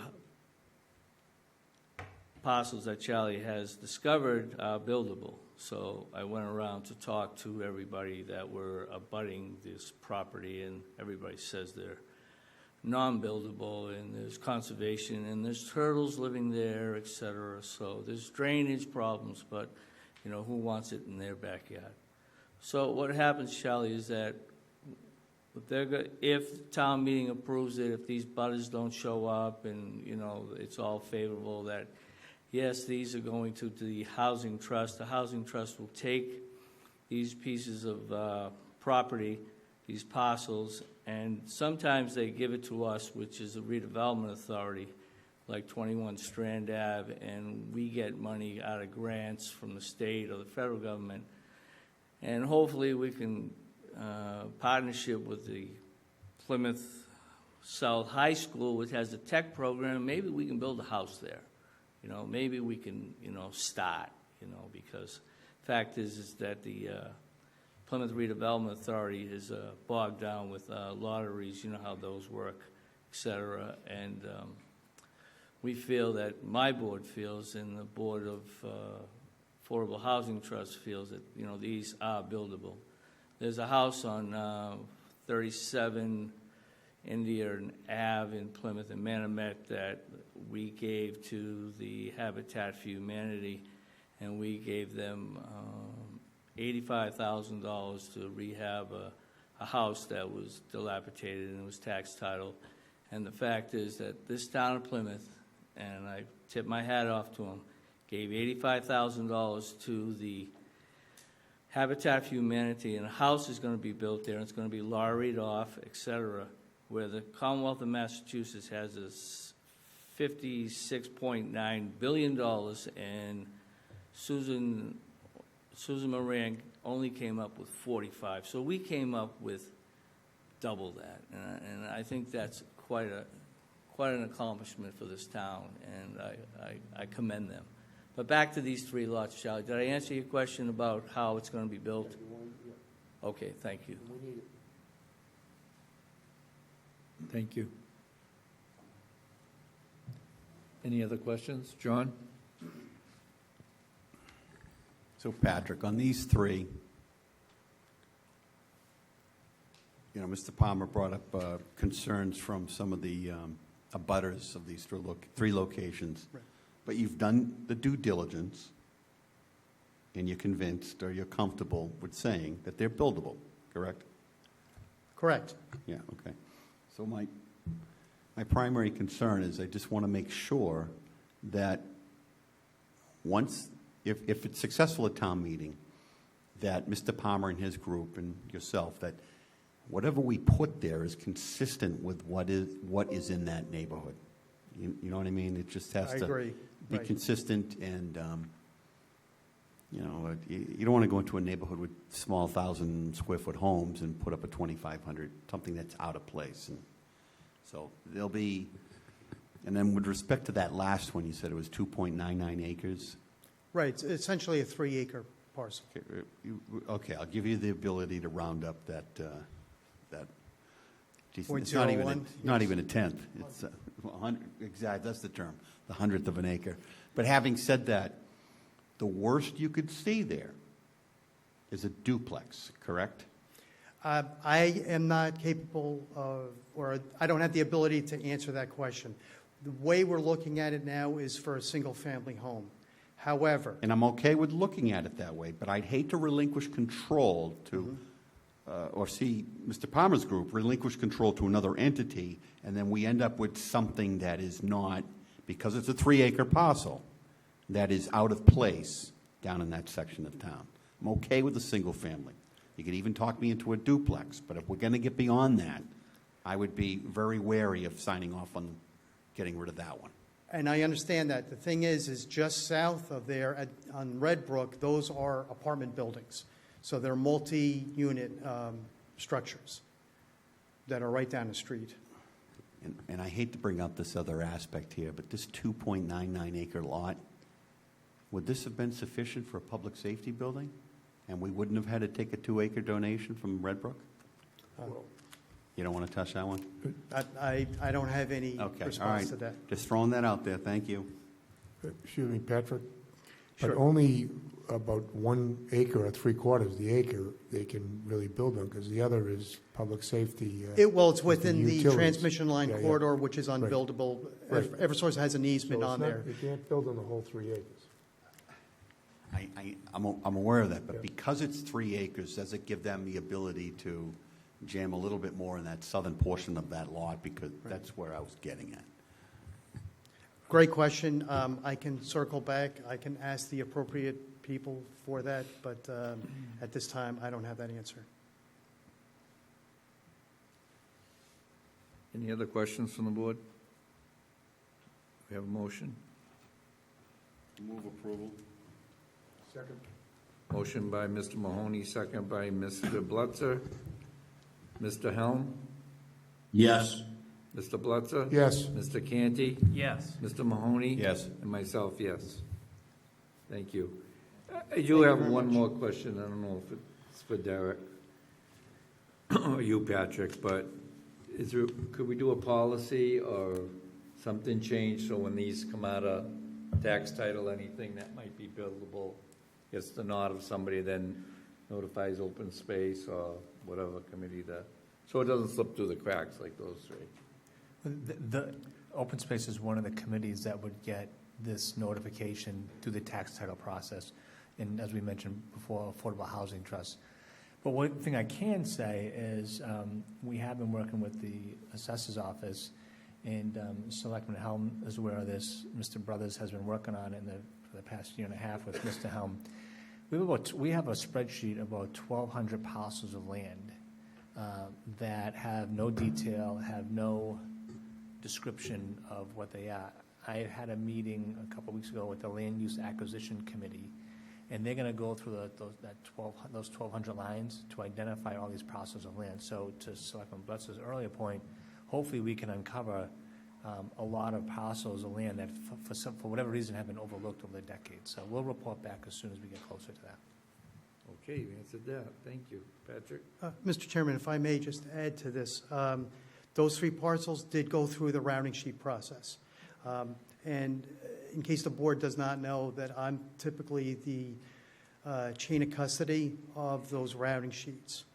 So when there is a new tax title property recently foreclosed and totally vetted through the treasurer's office, and someone shows an interest, whether it's a board, committee, a resident, or anybody, if there's any interest, a routing sheet is created. I work with the treasurer's office in putting together a packet, maps, the foreclosure documents, usually a final decree or judgment, as well as the instrument of taking, and any other type of information that be pertinent to review. Then I physically bring that routing sheet packet to every department and division that's within that routing sheet, and they have an opportunity to respond. They write it down, they initial it and date it, of whether there's no interest or to keep for a certain thing or to auction off. And then when it's all, and then they come back to me, and basically the way it works is I'll give it to, let's say, engineering, they give it back to me. I give it to the town manager's office, they give it back to me, and so on. So there's no loss. And the reason for that is that many years ago, there was a committee member who had a whole list of them and then lost them.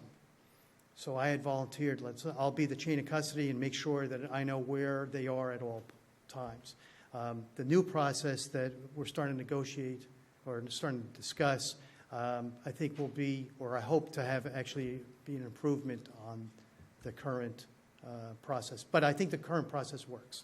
Okay, I can say that because I do. thank you. Article 11. All right. So I just want to, before I get started on the article, just kind of read the mission of the Plymouth Open Space Committee, for those who are not aware. The mission of the Open Space Committee, of the Plymouth Open Space Committee, is to advocate for the preservation and maintenance of natural open space for current residents as well as for future generations in order to protect our aquifer, our environment, and the character of the town. So that being said, the Open Space Committee is seeking a favorable vote tonight from the Board of Selectmen and to go to town meeting for 2 tax title properties so that they will be conveyed over the care and custody, to the care and custody of the Conservation Commission. Map 59, lots 2 and 3, they're right together, and I'll bring up a map in a second. Both are landlocked properties within the Ponds of Plymouth subdivision. And both of them are what's called classic pine barrens. They're globally rare habitat. We took a a site visit about a month ago, and it is absolutely stunning pine barrens. If someone wants to see an excellent example, these two properties definitely show it. So I have to provide a clarification to the slide. Both lots are contiguous with 7 acres of conservation land on the left side of Arbor Ridge, that street that through that subdivision. And across the street, there's another 7.6 acres of protected open space, so close to 15 acres. Just to the south of the 2 lots that are highlighted in blue is the Colonial Water Company wellhead facility, and that is the water company and the source of all the water for the Ponds of Plymouth subdivision. These lots will provide meaningful natural environment access for the local neighborhood. And just again, they're both landlocked. You can see that there is no road frontage on these 2 lots. So what I did here was I kind of zoomed out, and you can see all the existing protected open space, which is in green, and the yellow lots are tax title properties. So there is a fair amount of tax title properties in here, too. Over 163 acres of protected open space and over 42 acres of tax title property.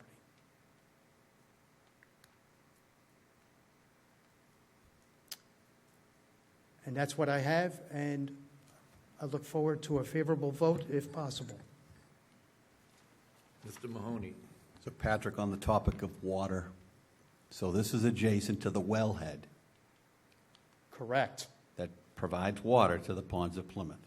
Correct. So so to the left of that wellhead is dense residential development. Yes. And so so you're ultimately giving them about 30 of, so I'm assuming that where you have Colonial Water Company up there, that area is open space? Or, I mean, It's actually a large building. It's that tank where the wellhead is. Okay. And that extracts, there's a lot of sand that's around, it's kind of been denuded, actually. But the 2 properties... But it's not permeable surface. It is, All of it. well, a lot of it is permeable because it's Carver Sands. You do have the building My that's in the mistake. middle. Aside from the building, it's not impermeable. Correct. Okay. That's my point, yep. It does provide recharge area. It is part of the Area 3 Aquifer Protection Zone. Okay. Any other questions, comments? Wish of the board? Move approval. Second. Motion by Mr. Mahoney, second by Mr. Canty. Mr. Helm? Yes. Mr. Blitzer? Yes. Mr. Canty? Yes. Mr. Mahoney? Yes. And myself, yes. Thank you very much. Have a good night. Have a great night. Fiscal 25 budget, Mr. Brandisi. Okay, so as we presented last Tuesday, we had the opportunity to meet with all the board members, answer all your detailed questions. So we are requesting the board vote in favor of a balanced budget to be moved forward to the Advisory and Finance Committee of $301,551,299.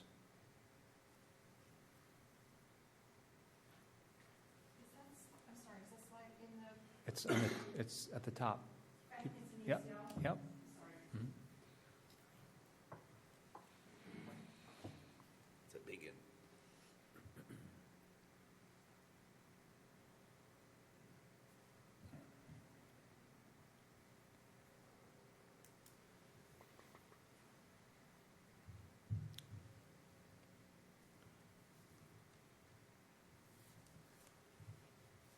Happy to answer any questions. I'm just looking to see if any hands are up. I'm checking the landscape. Mr. Canty? Derek, I know you we went over this last week, but could you briefly describe what the community, including the taxpayers, is getting from that budget? Sure. In terms of what that money will do and where it's going? Absolutely. So this budget represents an increase of approximately $17 million. Within that $17 million, on the town side, the budget increases by approximately $2.7 million. The school department's budget increases by approximately $5.2 million. We have fixed costs, which includes our salary reserve of $3.1 million. And again, these are estimations, so this actually is 3.175064. In that salary reserve, we have embedded $3.6 million as a set-aside for negotiations. Debt service is just a little north of $2 million. We raised $382,000 to go on the recap. In this budget, you'll also be voting on the enterprise funds, which includes a little more than $1 million increase on the enterprise funds. And then we set aside $1.5 million for infrastructure, specifically for our roads program. We set aside $500,000 for the nuclear mitigation stabilization account and additional $500,000 for our facilities stabilization account. So in total, that represents new expenditures at $17,165,832.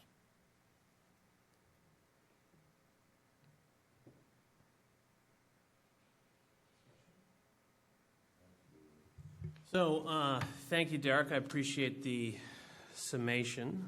For anybody that didn't watch last week or was confused by anything that happened last week, the proposed budget that the Select Board is putting forth does, as we discussed last week, eat into the excess levy capacity, which, as we learned last week on the slide, if the town had gone closer to the levy as we're proposing to at this time, going within about $2 million of that excess levy capacity ceiling, we would have had, over the last 5 years, about $27.7 million to address some long-term known needs that the community has, such as our roads deteriorating, or at least not getting better. We had a presentation several months ago about how we're basically treading water on the roads, but we're not making that forward progress that we want to. It also helps to address a hot button issue recently, which was the future of the Holtec property, by having some money set aside to put towards the Nuclear Mitigation Stabilization Fund, and have a conversation with town meeting about the use of the existing and new money going into that fund.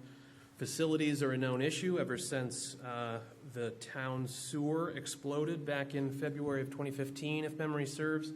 I don't think facilities maintenance has ever slipped from outside the top 3 in our priorities. Sometimes it's number 1, sometimes it's number 3, but I don't think it's ever farther away from that. That's a known issue. If we don't repair things like our roads and our facilities due to wanting to keep the taxes lower, it's actually costing us more money, because those things are deteriorating further and getting worse, and then we're repairing them at a worse level than we would have if we'd been more proactive about those things. So those are priorities that the board has, because they're priorities and needs that the community has. We're also putting money aside in the salary reserve to be used for contract negotiations. We are upcoming in the time where we will be entering into negotiations with all the unions on the town and school side.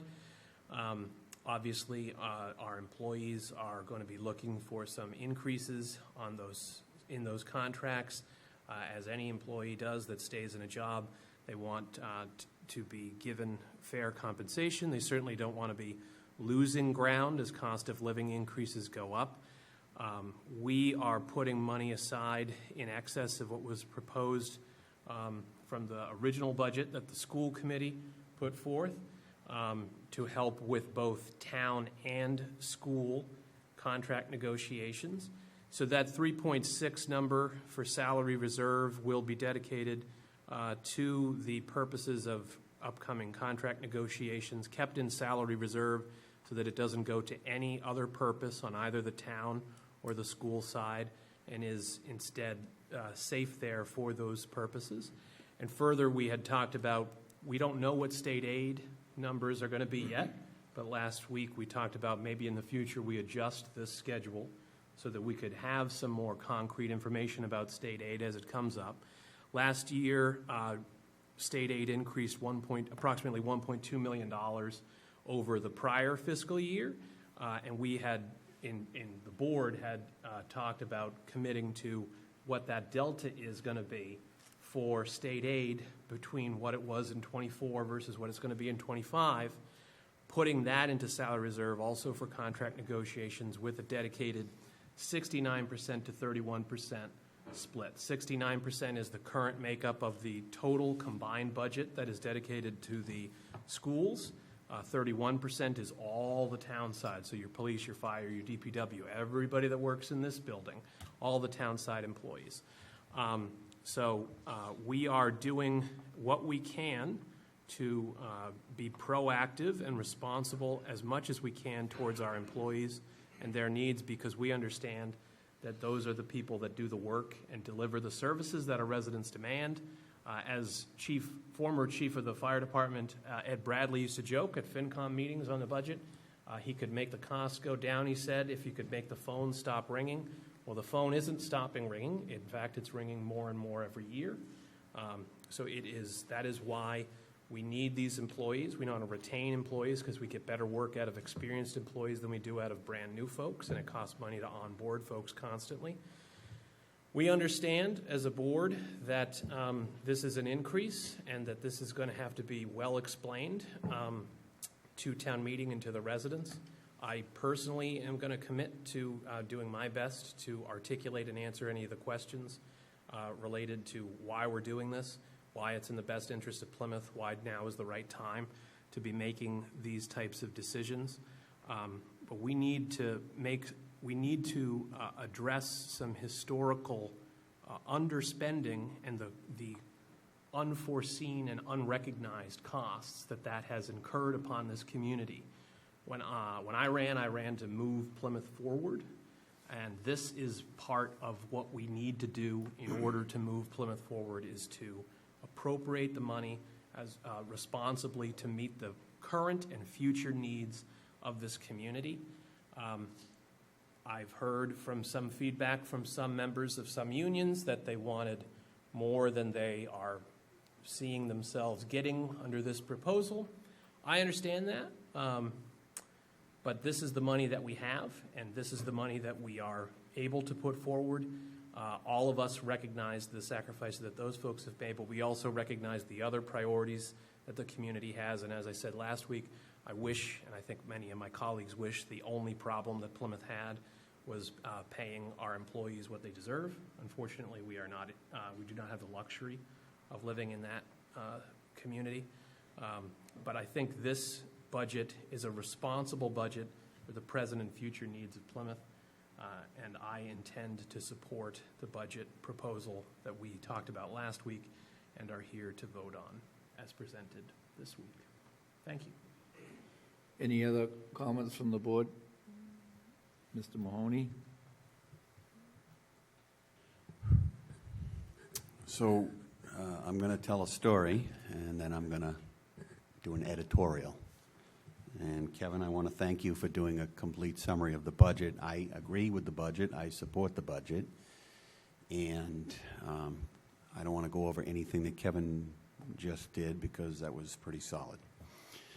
So I believe in 2018, I attended a Boston Red Sox game. I went in with we have a sister city relationship with Shishigahama, Japan. I went into a Red Sox game with the Japanese delegation. We took a air-conditioned Plymouth school bus in, and it was a miracle. I think Rick Porcello pitched a complete 9-inning game. They beat the Yankees 3-1. The game was over in 2 hours and 10 minutes, which was a miracle, and we were out of there. We got on the bus on the way home, and it was dark. And I, buses, they have these big green seats, and I started to slink down into my seat, close my eyes, because I was going to sleep for the 45 minutes on the way home. And then all of a sudden, the translator for my equivalent from Japan asked me if I would answer a question for the Japanese elected official that was part of the delegation. And I said, of course I would. And the question was, what do you guys do here in America or in Massachusetts for your roads? And I told him, I said, well, we charge the Massachusetts taxpayer, anyone who owns a motor vehicle, is charged a tax for roads. But that tax never goes to roads. So it's kind of an Abbott and Costello, your tax policy at the state level is an Abbott and Costello routine. And then I asked him, could you ask my colleague from Japan, what does Japan do for roads? And the answer was, well, as soon as we have a problem, there's a problem with the roads, we just go out and fix it. Obviously, a society that is completely upside down, okay? We collect a tax for roads.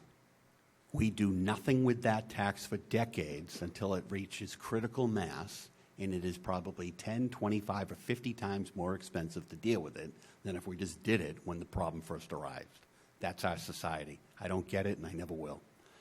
So having said that, I just want to let you know that Proposition 2.5 is an absolute abomination.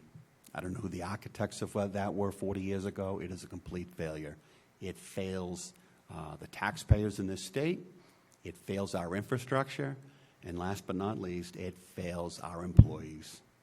So I was at 11 Lincoln Street last night because I got into a conversation with individuals outside the building. I was not able to get a room, a seat in the room. Kevin was in the front row. He didn't save me a seat. I don't know why. But having said that, I was able to catch the majority of it from out in the hall. I didn't catch everything, but it seemed to me that our school committee was sympathetic to the plight, especially of the teachers, looking for something that is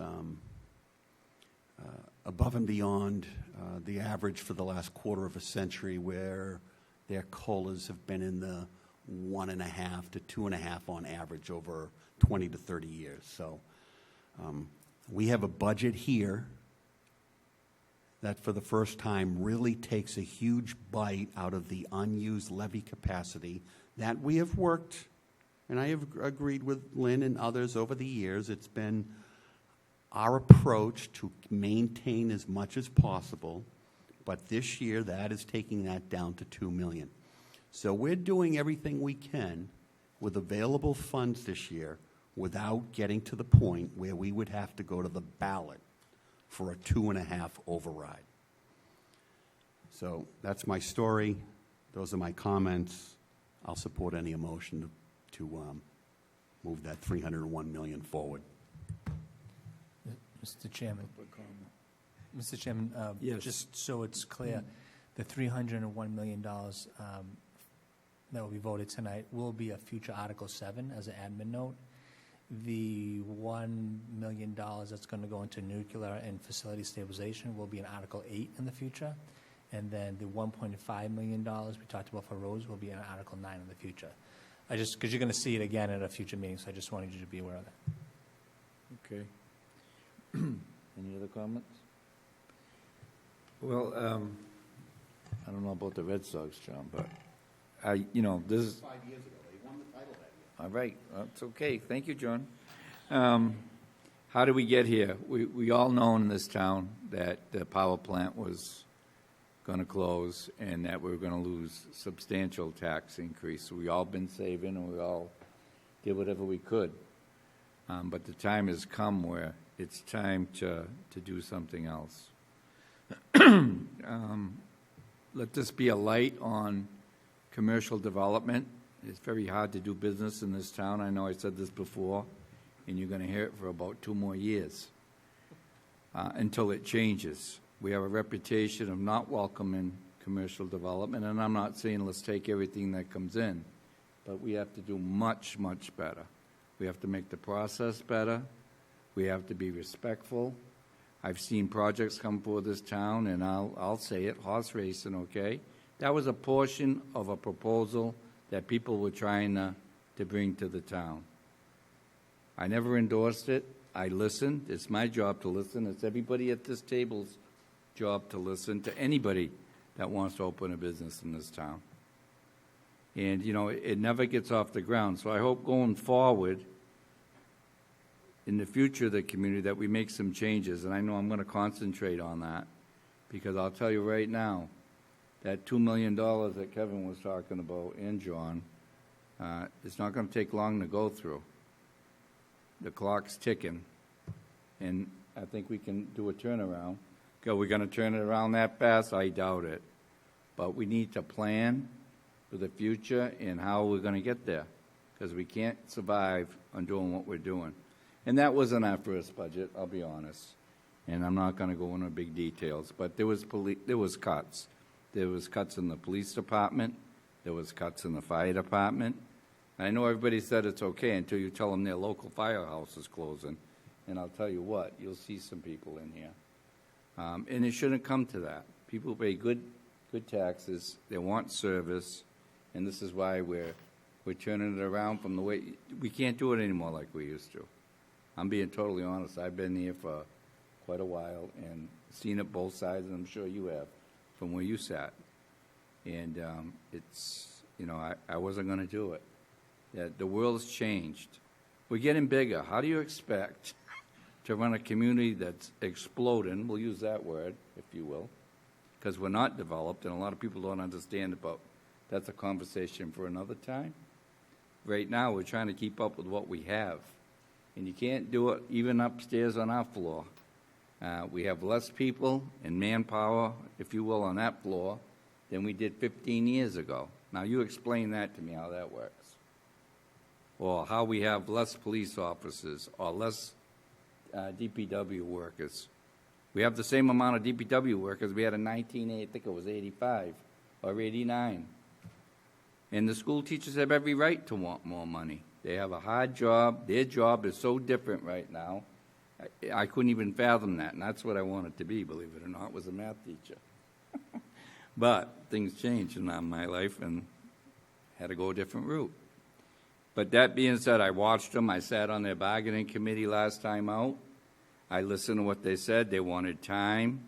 They wanted, naturally, more money, but they weren't a bad group to deal with.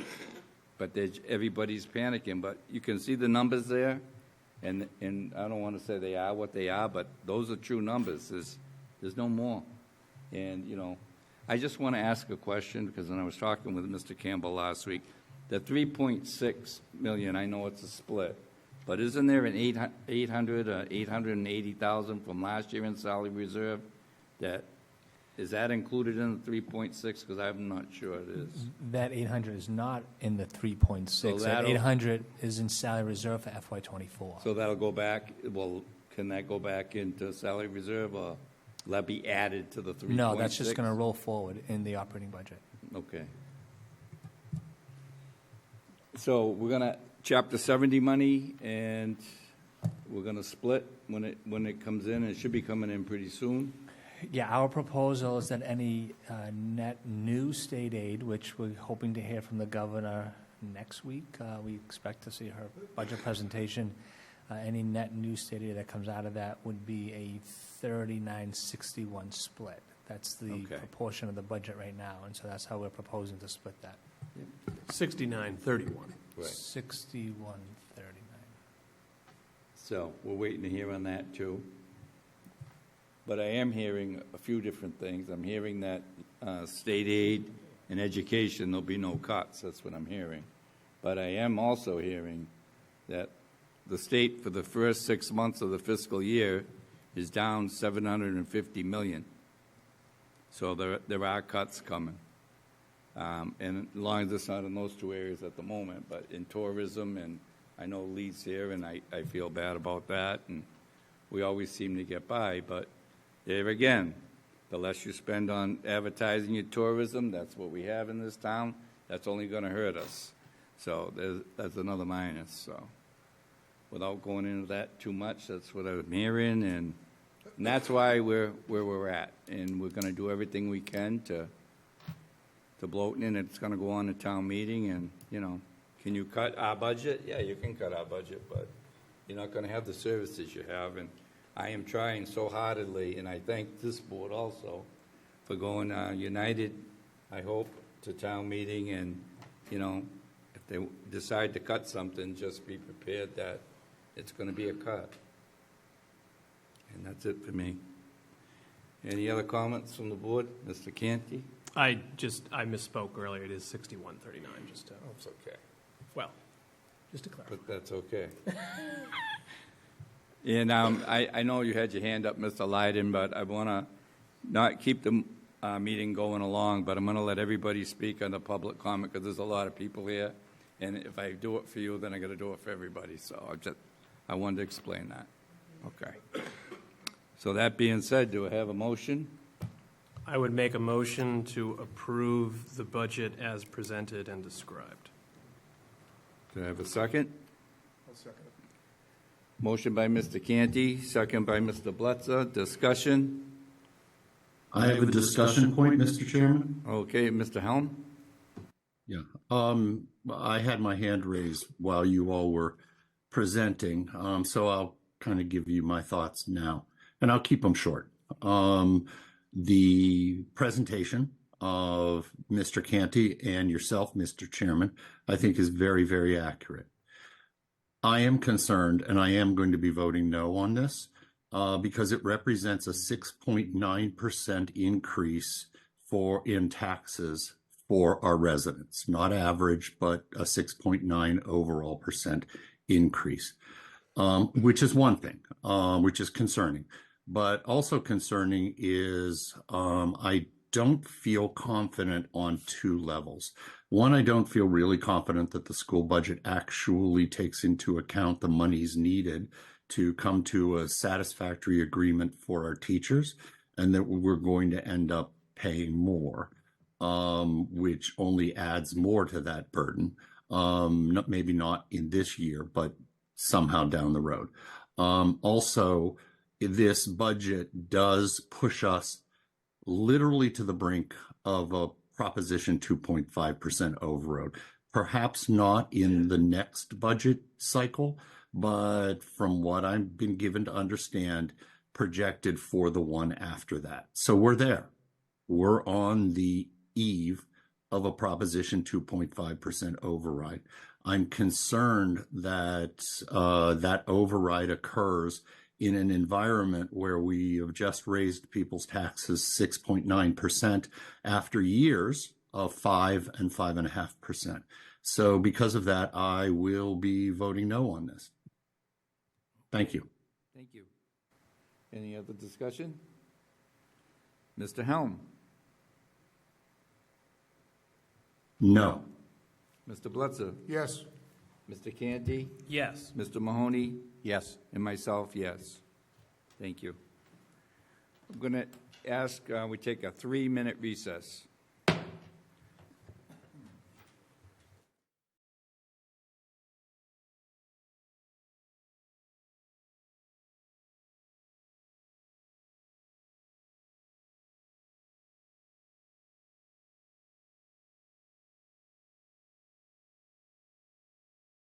Welcome back. Next on the agenda is the ACL license agreement. Mr. Brandisi?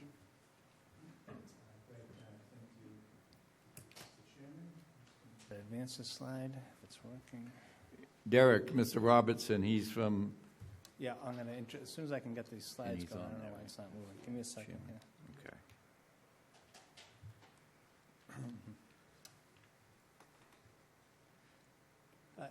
Ginny, can you advance the slides? This remote is not working.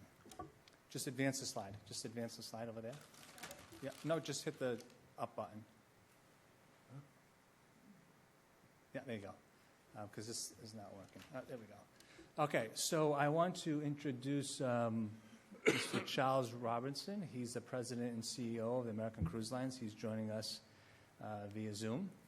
I also want to recognize in the room Chief Flynn and our Harbor Master, Chad Hunter, who will be here to provide some additional comments this evening relative to the American Cruise Lines agreement. So Before I get into the meat of the agreement, what I want to do is talk about some of the misinformation, the rumors that are out in the community, so I want to set the record straight. One of the issues that have been bantered about over the last few weeks at caucuses, at Harbor Committee meeting, is that the town manager of the town has not engaged the lobstermen. That is absolutely 100% false. And so I can tell you for 100% certainty that the state delegation, former President, Senate President Terry Murray, select board members in this room, Lee Filson from Plymouth, myself, folks from the Seafood Collaborative, Phil Chandler, who's the chair of the Harbor Committee, the police chief, the harbor master, and others have all collectively over a year and a half had multiple conversations on this agreement. Multiple conversations. I'll talk about some of those. We had meetings with the Harbor Committee October 6th, November 3rd, November 17th. There was a meeting on December 15th in the town hall where we invited members from the Harbor Committee, members from the Lobstermen Association to discuss bringing the American Cruise Lines here. Selectman Mahoney and I met Mr. Danny Holmes down at the T-Wharf on a summer morning at 5:30 a.m. We walked the T-Wharf. There was a meeting, I'll talk more about this one, on May 10th with the American Cruise Lines, the Lobstermen. We all met at the Maritime facility, and we flew in, actually we didn't, Mr. Robinson did, flew in the captain that was going to be piloting this vessel from Detroit to meet with the Lobstermen on May 10th. We also had other meetings, February 27th, March 12th, September 12th at Town Hall, where we had the meeting to talk about the pilot, the 3-day pilot, and review that. Selectman Bletzer sat in that room. So to say that the town has never engaged lobstermen is absolutely false. We have had multiple meetings with folks in this room and others. Again, I'm going to focus a little bit more on this because these are some emails that I've communicated with Mr. Tom O'Reilly, Phil Chandler, former members of the Select Board. You can read it for yourself. This is me sending an email to folks about the proposed agreement, 30-day agreement, asking folks to give feedback. Here's another slide. This is to Tom himself.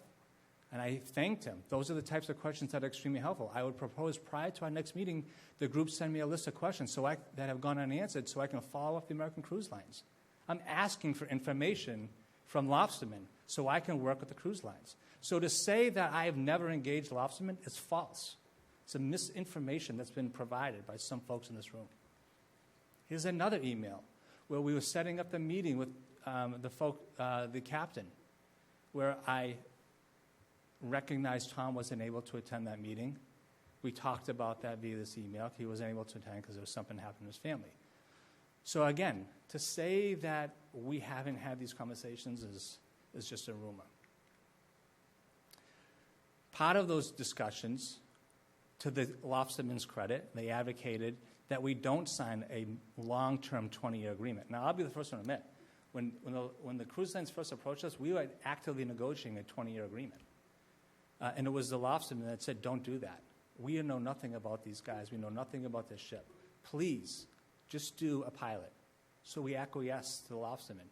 We did 3-day pilot visits. The harbor master here answered any questions relative to those visits, what transpired, the good and the bad, places for improvements. So those are the 3 days that we had these folks come in so we could see how this would work. So a couple of things that have been thrown out there I wanted to clarify. When the guests are here, they don't leave town. In fact, they're bused to Plymouth, Pawtuxet. There have been agreements with local restaurants that actually provided food to the guests at the Plymouth, Pawtuxet. These folks visited the Mayflower, they visited the Rock, they visited Pilgrim Hall, and all the other places. They shopped, they did self-guided explorations, and they're going to do that for the 24 visits next year. The projected spending is $175 per day per person. That's all that's happened. So anything else outside of that is just information to try to get folks to think that we're not working with the local industry. That's completely false, because we are. So the agreement. This is a 1-year agreement. It's not a multi-year agreement. It's a 1-year agreement. It's going to have 7 stops from May 11th to June 15th. Those 7 stops, Cruise Lines has agreed to pay $3,000 per stop. And then there'll be another 16 stops from June 18th to October 25th. Those stops will not interfere with the fishing industry, so we agreed to $2,000 per stop during those 16 stops. Any stop where this vessel is tied up for more than 29 hours will cost them $3,000. One of the items that the lobstermen have told us on day one is don't block our winches. We need our 3 winches. The cruise lines proved they would not block the winches on the 3 pilot stops.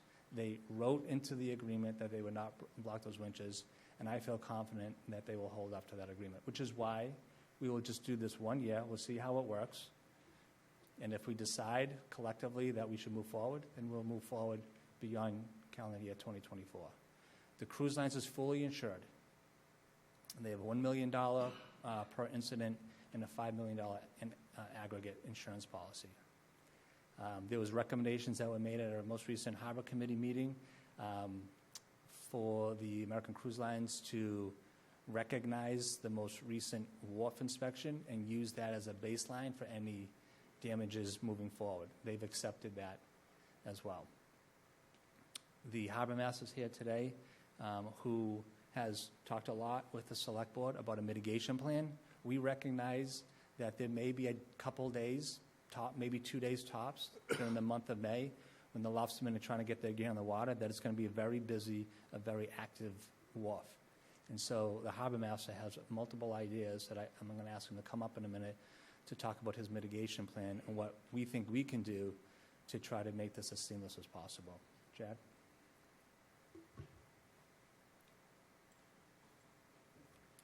Thank you, Derek. Chad Hunter, Plymouth Harbor Master. Upon this, or the proposal that ACL provided, we were asked to look at the feasibility and see if there were any mitigation strategies that we could employ for the month of May into June, understanding that it's a very busy time on the pier as the gear closure is lifted, and the lobstermen and commercial fishermen are trying to return all their gear to the ocean. That date is sort of fluid, so it can change depending on the whales that are in Cape Cod Bay, so we sort of understood that. And we understood the importance of space on the pier, obviously pedestrian safety and access, maintaining that access to the winches, whether the cruise ship is in port or not. So we developed a few things based on the number of meetings that we've had over the last year and a half. I'm probably going to say I've had at least 30 meetings between Townside, Harbor Committee, and Lobstermen meetings. I've been to just about all of them, and it's been numerous. So I've heard a number of comments during those meetings from all different sides and perspectives. Also, when we did the pilot where we had the 3 visits, I kept a very detailed report. Every visit, everything that might have come up or gone wrong, and we were able to, after each visit, sort of fine-tune that plan to make that just a better experience for everybody. So even by that 3rd run, we were doing much better than we were in the first and the second. So based on the proposal or the proposed visits for this upcoming year, we definitely focused on the May 1st to the June 15th, which was a very important time for the fishermen. So some of the strategies that we developed internally here were to, whenever there's a cruise ship in port, to have one of the harbor master staff on the pier to basically assist with whether it's the movement of vehicles and vessels, not having people park on the pier, making sure the pedestrians are sort of sticking to the access routes that we put in and are not impeding any of the commercial uses, whether it's people delivering traps or picking up catch. So basically be there to kind of help assist all parties, make sure that it's done safely and efficiently. One of the things we talked about were sort of limiting deliveries, making sure that there's not a tractor trailer that shows up that needs to make a delivery on the pier, which would completely jam up the flow on the pier. So we did point that out to sort of limit those deliveries to emergency in nature, and if there is an emergency that needs to be fulfilled, that they do it during the off hours to stay out of everybody's way. Develop a pedestrian corridor, which is pretty much the same thing we did for the 3 trial runs for everybody that was down there. We basically used about a 10-foot swath of the pier and blocked off adjacent to the cruise ship just to allow pedestrians to come off the cruise ship or get to the cruise ship safely without getting in the way of any of the commercial operations that were happening on that pier. Another thing that we wanted to try and create is more dockage space along the pier. That was one of the, it was definitely crowded at Town Wharf. So I think during this time, we're able to utilize some of the town moorings to relocate some of the boats that are usually tied to the dock. So that would open up space.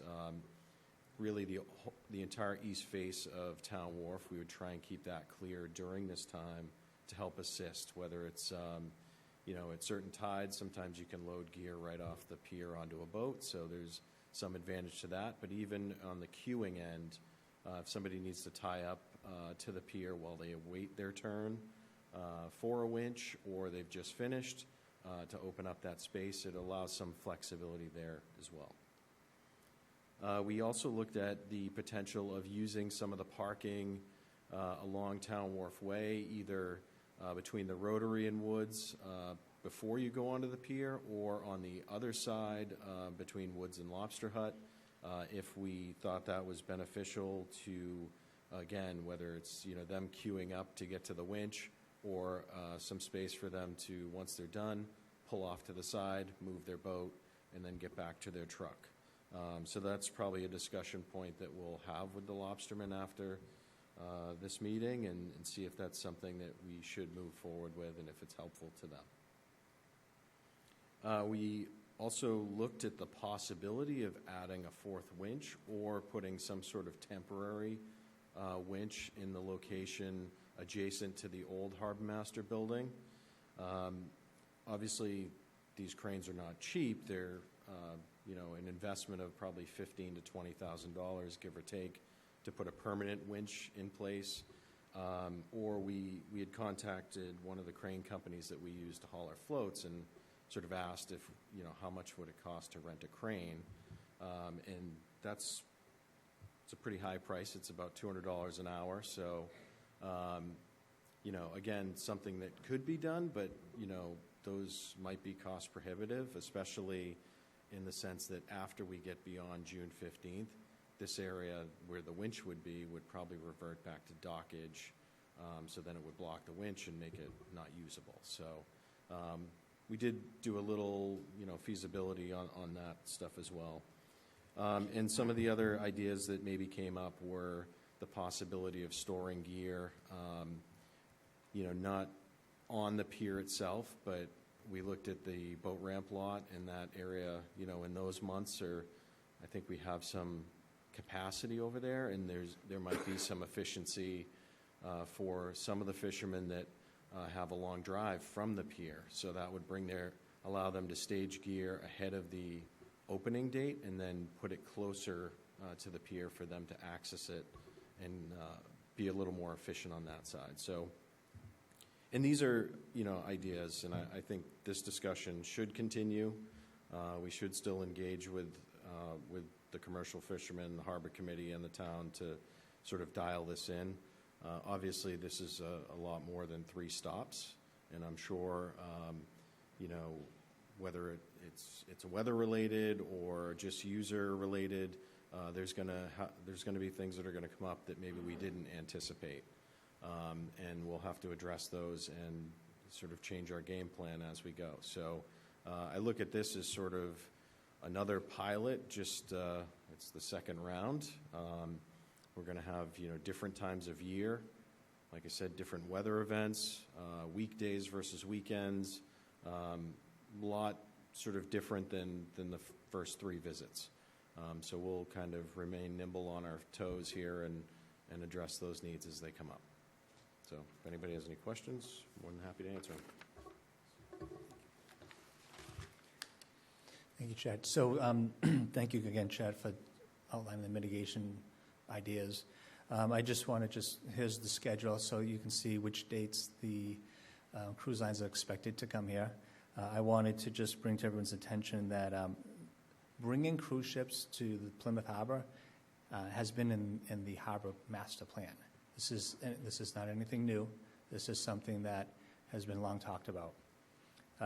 In addition to that, I just want to make mention that the state pier is something that we continue to engage the state on, and we are hopeful that over the course of the next couple of years that we will take ownership of the state pier, and that would be the long-term landing spot for this cruise line or any other future cruise lines.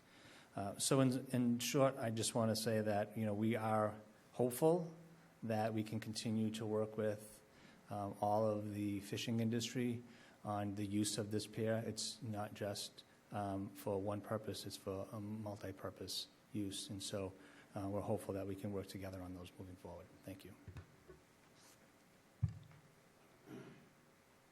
Bring it back to the board. Any questions?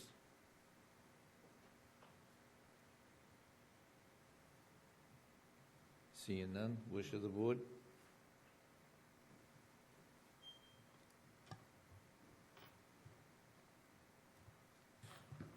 I'll make a motion that we approve the license agreement as presented. Do you have a second? I'll second. Motion by Mr. Canty, second by Mr. Helm. Discussion? And that, just to clarify, that Sure. motion included the mitigation efforts that Chad outlined, specifically relating to what ACL would have to commit to in regards to deliveries of fuel, no fuel deliveries, and no trucks being on the pier while they're there during the visits, so that other operations on the pier would not be compromised, such as the fishermen's activities. So if that informs the second, and they still want a second, I would ask for they re-second. Mr. Helm? I will re-second. Re-second. Discussion? Mr. Mahoney? Yeah, just a couple of comments on the whole process. And this is building off of, I think, Derek's last comment. I think you mentioned that cruise ships were in the Harbor Committee. The Harbor Plan, that's right. Harbor Plan, right. So this all began, I'm guessing, a decade ago, and there was a 2-year evaluation of the harbor and the waterfront from top to bottom. And I think it was led in conjunction with our Harbor Committee with, I believe, Chad, UMass Boston? Okay. So the state flagship university did an analysis from top to bottom. They announced the results of that finding in the 2015 to 2016 range, and it was at the Little Theater in PCIS, and I was in the room that night. And they said, among other things, that the single greatest thing that this community could do for economic development in the harbor and the waterfront was to dredge the harbor. And I can tell you right now, I walked out of that room that night saying to myself, this will never happen. And Donald Trump got elected president in November of 16, and 4 to 6 months later, Mr. Brindisi's predecessor, with the former chairman of this board, had a conference call with the Trump White House. And I can tell you something, this goes in with occasionally what Charlie says, getting elected to do certain things. So We set the bar high on this one. We just didn't get elected to occupy a space and apparently look good on television on most Tuesday nights. So the bar was set high. The Trump White House reached out and asked the leaders of this community, what do you need? We need to dredge that harbor. Ed Markey, Massachusetts Democratic U.S. Senator, worked across the aisle with a Republican senator. I don't know which one. And somehow they came up with $14 million. I still can't believe it. And we were told at the time that it would be a $19 million proposition. The balance was $5 million. The Commonwealth came up with $2.5 million, and we went to town meeting, and probably, I'm guessing unanimously, the matching $2.5 million was put in, and we were off and running. So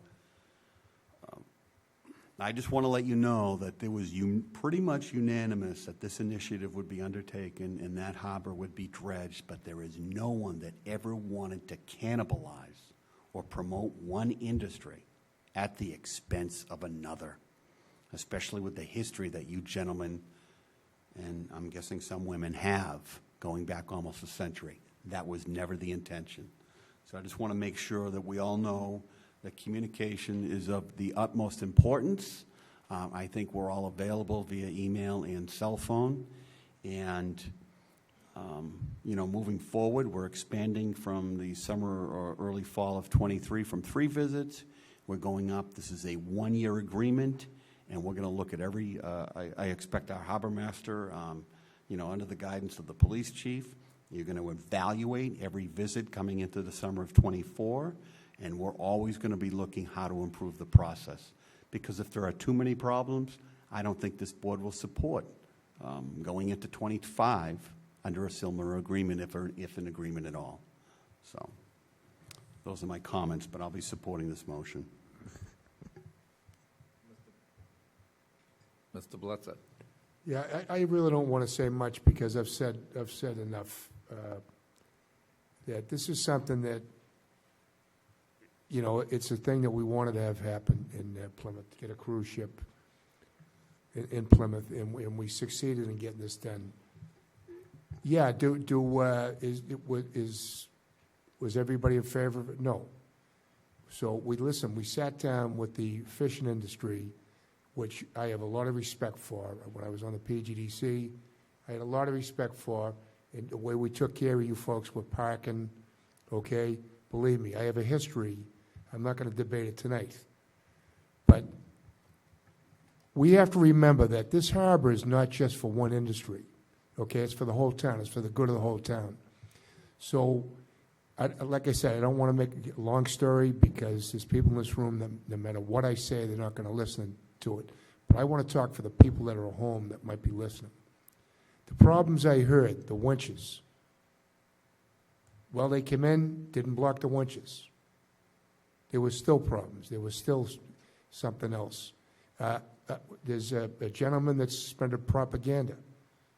I've been to several meetings, and he talks about they're not going to spend any money. There's no economic value for them to come to our port because they don't spend any money in our port. They take buses to Hyannis. They leave town. Absolutely not true, and I said it to him. These are the facts. Continually telling that at least 3 times. He still goes out and says the same thing. He's probably going to say the same thing tonight. But we have ACL here. We have an affidavit from them saying that none of their passengers left Plymouth when they were here, and they're not going to leave Plymouth. So put that to bed, okay? They have a lot of economic value to the town. You can hear from C. Plymouth. We get a gentleman who's got a business that's going to tell you the value of that ship being in our port. It's no different than the tall ships. It brings a ton of tourists and residents that they want to come down and see this. It brings a lot of activity down to our waterfront, which spreads out to our downtown. So there is a lot of value there. Again, it's a 1-year contract. We'll listen to you. We try to stay out of May and June, but they needed that part of the month to run their business. So we're going to accommodate with the chief of police, the town master, to accommodate you folks the best we can, to let you get in and out of the harbor with your gear. We understand that. We understand it. So it's a 1 year. Let's be open-minded. Let's hopefully this works for everybody. Eventually, the goal is to put this cruise ship over on the state pier, because we're working hard to get control of our state pier. Where the Captain John's will be there, the cruise ship will be there, and the Mayflower. They won't go anywhere near your pier or the Tarbes pier. So, we've done everything we can, and I feel good about this. And I believe not all the fishermen are against this. It's just a few. So be open-minded and think about the whole town. You guys are residents. Some of you folks are residents that pay taxes. So we need this increased commercial tax revenue to help with our budget, to help to stabilize our residential taxes. So please be open-minded, okay, for this 1 year agreement. Thank you. Mr. Canty? Thank you, Mr. Chairman. I would like to echo what my predecessors in speaking have said, Mr. Mahoney and Mr. Bletzer. I agree with their comments. We will review how this functions, how it actually functions over the year, and then make a decision going forward from there. We recognize that the harbor is for everybody. There are people that work there, people that depend on it. We recognize that they have a special relationship with that harbor, and we are taking steps to coordinate and collaborate with them to make the needs of the entire community in that location work, because the harbor has to work for every member of the community, whether folks are active participants of the harbor or whether they never go down there. Everybody's paying for it. Everyone is reaping a direct or indirect benefit from having that harbor in Plymouth. The prior boards and this board have been interested in having a cruise ship come, not just because it's a cruise ship, not just because it looks nice or it's a big boat and it's impressive, but having a busier harbor makes it easier for Plymouth to compete against other harbors for funding when we need things like dredging in the future, when we need other work done there. And there's also the direct and indirect economic benefits of these individuals coming. The people that are on these cruises, I think last year, they were paying something upwards of $7,000 to be on these cruises. This is similar to when we instituted the transient moorings to bring people that have boats into the harbor to bring some economic dollars down to that area from people that have a higher percentage of disposable income. Because if you can afford to travel along the coast by boat, which, I mean, they say that the best days in a boat owner's life are the day they buy their boat, the day they sell it. So they have some disposable income that they're willing to bring to Plymouth. That can benefit the people in Plymouth, that can benefit those businesses, and that benefits the tax rate and the taxpayers. As you can see with the budget proposal, things are getting tighter in Plymouth. They naturally are, and so we need to leverage the opportunities that we have to make us more competitive with other communities for things like grants, because if we don't, other communities will, and we will lose. And we need to do this for all of the residents of this community. We have been and we will continue to work with the people that depend on the harbor and access to the harbor. We recognize the reasonable requests that are being made down there, and we will abide by the commitments that we've made to make it work for both ACL and those other folks, the fishermen and lobstermen that need access to that harbor during the same time periods. And we are cautiously optimistic that it will work, and it is a work in progress, but we will keep working at it. Thank you. Any other comments from the board? Seeing what the hour is and late it is, I'll keep it brief, but a lot of the concerns that were brought up have been addressed, at least to the best of what I've seen. Yeah, is it perfect? You know, we're going to find out, I think. And we're willing to look at it and keep our ear to it. It's like anything else. You got to have a little compromise for the general better of other businesses also. And long as the winches, and I'm not going to go through the whole list, but I've been around a long time, look at a lot of agreements, and this one from day one till now has come a long way. Enough to give it a shot and think of other things. You know, I talked a little about economic development, commercial development. We need to look at our tourism. We need to start doing things a little different. We need to have, if you will, Plymouth dollars. So when these people come in, we give them a few Plymouth dollars and off they go and they spend them. Why do we do that? So we can track it. Then we can tell you exactly where the money's being spent, where it is. And, you know, give it a shot. It's a one-year thing. It's a trial. If it doesn't work, you heard the members on the board say that we wouldn't support it. So let's see what the board does. But we really vented this and looked at everything. So let's see what happens. Mr. Helm? Are you asking for a vote? Yes, sir. Yes. Mr. Blitzer? I vote yes. Mr. Canty? Yes. Mr. Mahoney? Yes. And myself, yes. Spring special town meeting article discussion? So again, Mr. Chairman, this is a weekly agenda item. We'll keep it on the agenda until the warrant closes on February 2nd. If any board members, gives you the opportunity to talk about any articles you want to propose for the special town meeting. Seeing no hand up. Anyone wishing to speak under public comment? Good, get up, Mark. 3 minutes, we have a few people here. Steve Lyden, Precinct 17. I had a question about the governor's announcement of a $1 billion shortfall in the budget. I talked to Mr. Brandisi, and he said he's going to address that later this evening. As far as the cruise ships go, I have to go. I'm chairman of the Visitor Service Board. Our board supports tourism. I'm also a liaison to the Downtown Businessmen Association, and we need the business. We're here for tourism. That's our biggest industry. Yes, so is the fishing industry, and we need to support both. But if you look at the downtown, you're seeing more shops that are empty. We need this tourism as much as we can get. So I support this, and I thank you very much for your vote tonight. And thank you for the budget for the town. I'm on fixed income. I don't like my taxes going up, but I remember the days we had closed fire stations. We can't have that anymore. We've been shortchanging things for a long time. Now it's time, to pay up, and that's what we have to do, whether you like it or not. The budget's, it is what it is, So I thank you guys for doing a great job on that. Thank you. Thank you.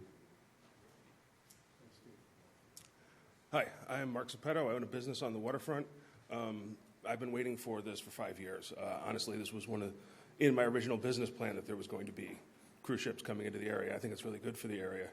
The folks that come on the tour buses don't always spend so much money. The people on the cruise ships, this is who we really need. Now, personally, I don't think I made a whole lot of money when that last cruise ship was here, but that doesn't matter because it's good for the waterfront, it's good for the town, it's good for everybody. There's clearly no reason why we can't share the waterfront and the dock.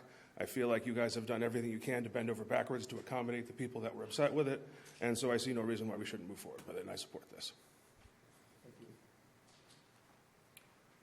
Hello, Kurt Holmes, commercial lobsterman on Plymouth. I'd just like to read a letter in behalf of the Plymouth Lobstermen's Association. I'm speaking in behalf of the Plymouth Lobstermen's Association and the 85 Plymouth fishing families who make up our organization.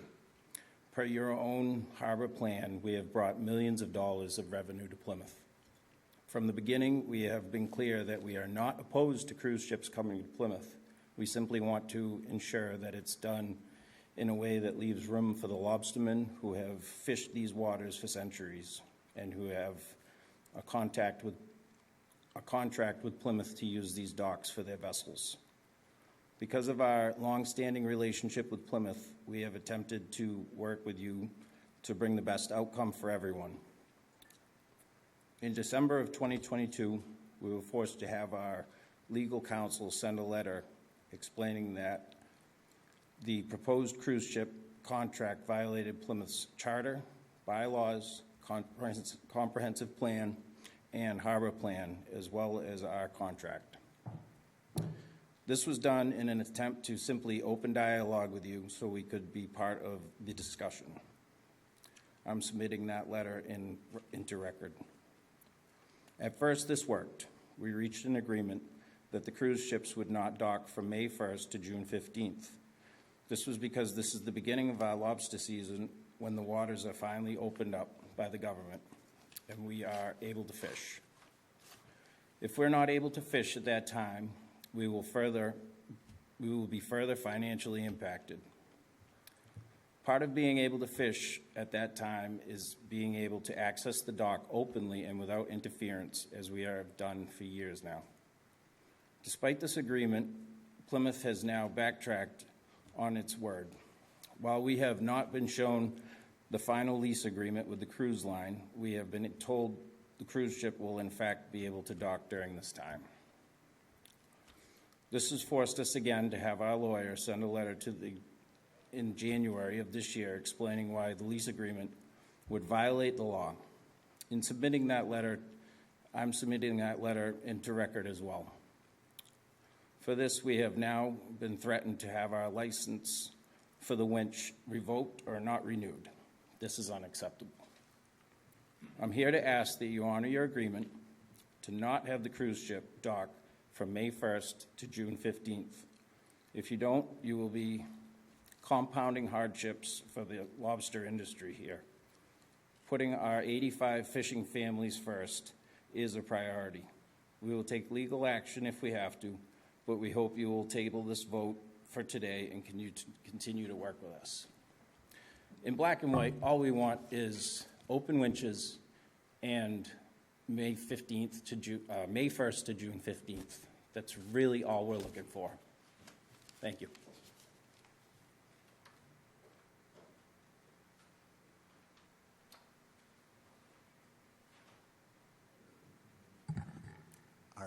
Are you the new president of the, okay, congratulations.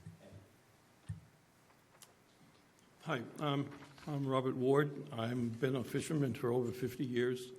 I fished out of Plymouth Harbor since 1995. I'm the delegate for the Plymouth area for the Massachusetts Lobstermen's Association. I'm also on the executive board of the Massachusetts Lobstermen's Association. I'm the treasurer of their foundation, and I've been very involved in fishing all my life. And I have a letter to read that was issued from the Mass Lobstermen's Association, and it's in concern to the cruise ship. Dear Mr. Quintal, the Massachusetts Lobstermen's Association respectfully submits a letter of enormous concern regarding the cruise ships being allowed to tie up at the T-Wharf in Plymouth during the month of May. The commercial lobster fleet in Plymouth cannot endure any disruptions to the start of the limited season. The commercial lobster fishing fleet of Plymouth has 3 months winter closure for the protection of the right whales, which ends on May 15th, depending on whether the whales leave or not.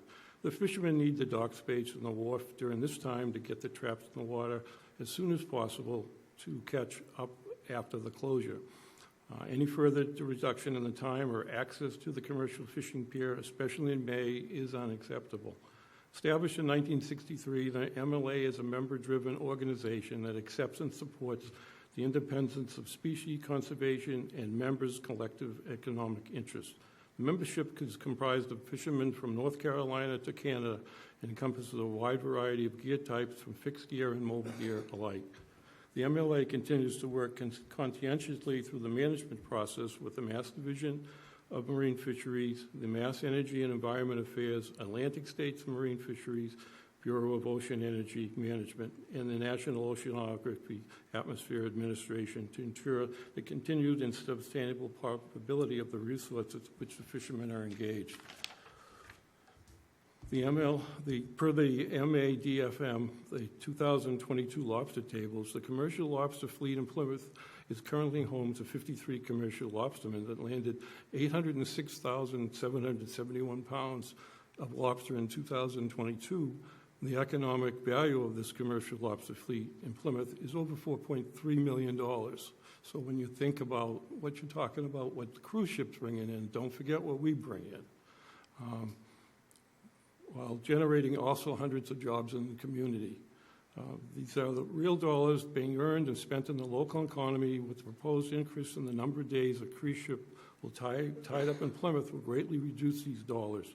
How many individuals, businesses can really afford to lose money with already tightened margins is not many. Furthermore, the cruise ship will come and go without creating any jobs within the tourist area, boarding of a fleet of, it says buses and things, but you talked about that, maybe that's not true.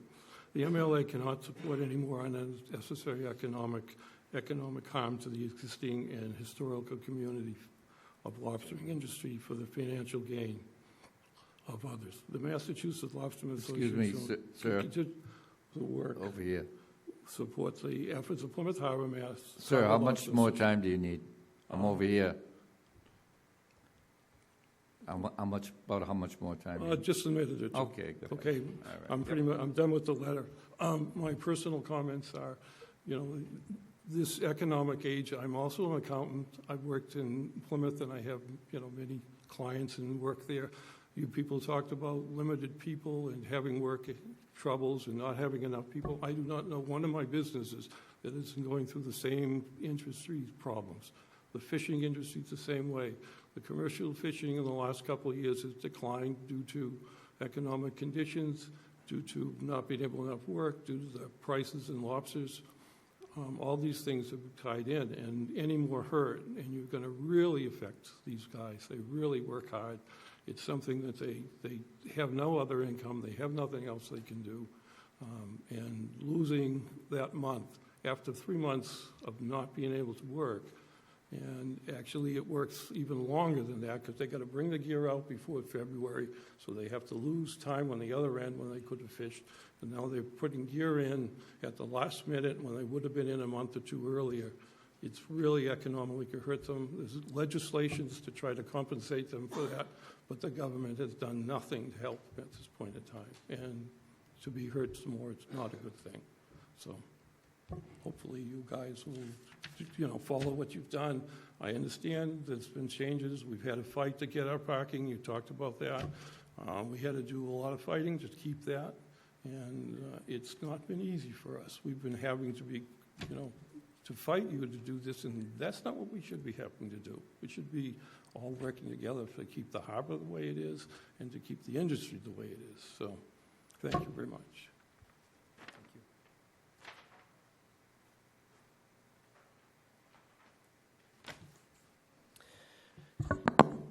Good evening. My name is Paul Quintal. I'm a resident of Precinct 10 and a Plymouth Harbor Committee member for the past 25 years. My comments tonight do not represent the Plymouth Harbor Committee nor any other group, but are my own opinions. My statement tonight will focus on the American Cruise Line and the Plymouth commercial fishermen and women shared use of the Plymouth Town Wharf. Specifically, it's more about the process and the timeline that has brought everyone to this point.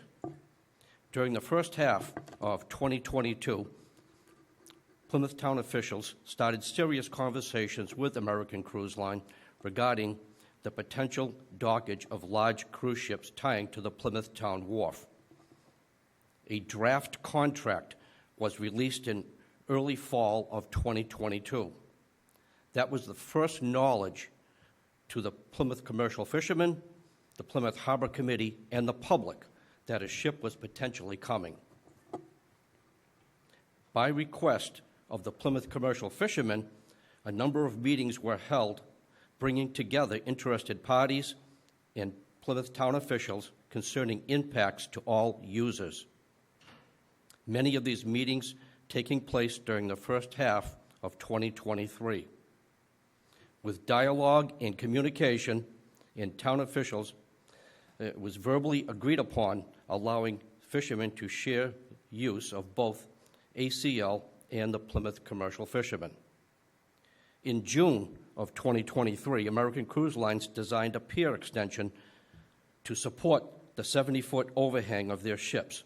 The cost of this project was $660,000 to be funded by Plymouth taxpayers.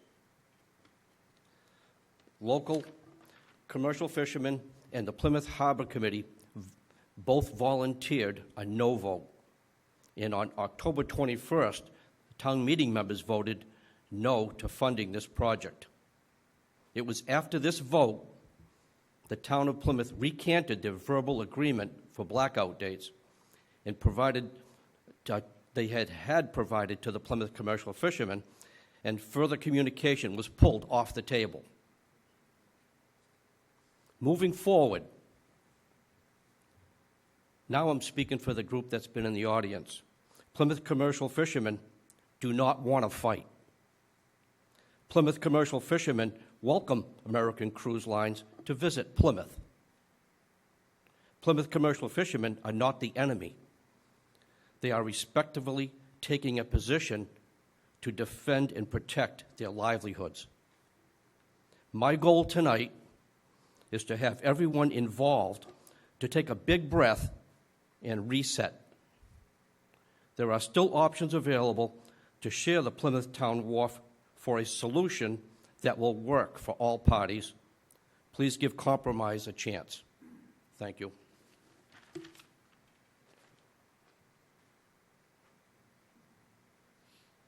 Hi, Tom O'Reilly, commercial fisherman. I wasn't even going to talk tonight, but when Derek put up some emails up on the board there, I have a few I'd like to read. He's correct. Right from the start, we talked. We get together, we talked. It was good. Everyone was agreeing upon things. The only thing we asked for was May to June 15th. That's all we asked for. Like Paul said, we're not against it coming in.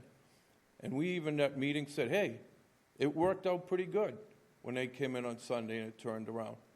I said it at Harbor Committee meetings, and I've said it to you. But I'm going to, just to defend myself, I'm going to read an email. Hi, Derek. We're having a commercial fish meeting next week. Has there been any updates with ACL? Also, when you get close to the agreement with them, are you still going to bring Danny and myself in, as stated in your earlier emails? Thanks, Tom. His response.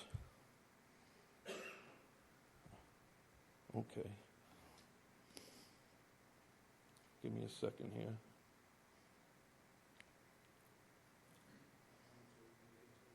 Oh, thanks. After our meeting past June with you, Paul, and ACL, Chad, etc., I was under the impression that we were all collectively going to work together, which we were, and we're doing, to ensure the pier will be used to protect the interests of the fishing industry, while allowing the pier to be used for other purposes, protecting the families of the fishing industry. Has always been our main concern when discussing the potential agreement with ACL. As you may recall, Paul and others did a tour of the harbor with ACL and with the captain, as well as walked the pier, discussed the safety issues, and a way to tie the vessel. Everyone shook hands, as we did, in support of the 3 pilot visits in August. For whatever reason, you and others chose to undermine the ACL first visit with what you did with the lobster bait. I want to address that. Right from the start, right at the very first meeting, you said you weren't going to interrupt our fishing. That bait that was put down there, if you looked under both winches, that bait was piled, had covers on it, a tarp over it, and tied. The bait guy comes on Fridays. If you want to fish the weekend, you have to get your bait on Friday to fish Saturday and Sunday. You were told that right from the start. So that puts that one to bed. And for whatever what you did with the lobster bait, inappropriate behavior to Rick Veo, which I finally found out who it was. He parked under the only available winch, and I asked him to move. And he said, Chad told me I could park here. I said, Chad did not tell you. you could park under the only available winch. And myself, the only thing I said to you was you need to get people off that dock. There was no security down there, zero. The dock was covered with people. And if anyone knows, or has anyone ever seen a spring line snap, it can cut a person in half. All we were doing is asking you guys to get people into safety. I will give Charlie Blester credit, because I talked to Charlie, and Charlie understood what I was saying, and he got people back off the dock. And I did run down the dock and yell at somebody because they were standing on the cleat with the spring Mr. line O'Reilly, on how it. much more time do you need? 2 seconds. I'm not going to discuss. You then took it upon yourself at town meeting to undermine the pier extension. I did not. That pier extension was voted down by the Harbor Committee, and the complete commercial fishing thing, we had 35 people there. It was a unanimous decision, because that's not the dock the town needs. That's why we went. I'm the spokesperson for the commercial fishermen. I'm on the Harbor Committee, which makes me the spokesperson for you. And I always thought town meeting was a forum for you to go up and express what you think about something coming up. And that's what we did. It gets voted down by two entities that are down the harbor all the time. And then he goes on to say, congratulations, you succeeded. Given this lack of cooperation and purposeful deception on your part, I will decline your offer to meet. Let's be clear, you are not interested in collaborating. Yes, we are. That's why we got an attorney involved to bring this back to the table. And the last thing I want to say is, all we wanted was May to June 15th. I have been out of work since my boat came out December 22nd. Because if you don't get it out by February 1st, you lose everything. Federal fines, everything. And if my one trawl that's left out there gets tied up in a right whale, guess what? It affects every single person in this room, and they shut it down for good. So we're actually missing 5 to 6 months, not 3 months. And we need that dock to tie up to. If you go down there, there's boats in a line waiting. One boat ties up, moves to the back, ties their gear. The next one comes. You're tied to the dock. Go get your trailer. We need to work. We can't have a boat come in there and block the dock. Are they going to let us tie up alongside them when they're in there? Like we can to the draggers that are there? No. So that's all I have to say. And we have been open to discussion the whole time. You just haven't listened to us, because that is all we asked for. That is it. That's all we asked for. Thank Okay. you. That's it.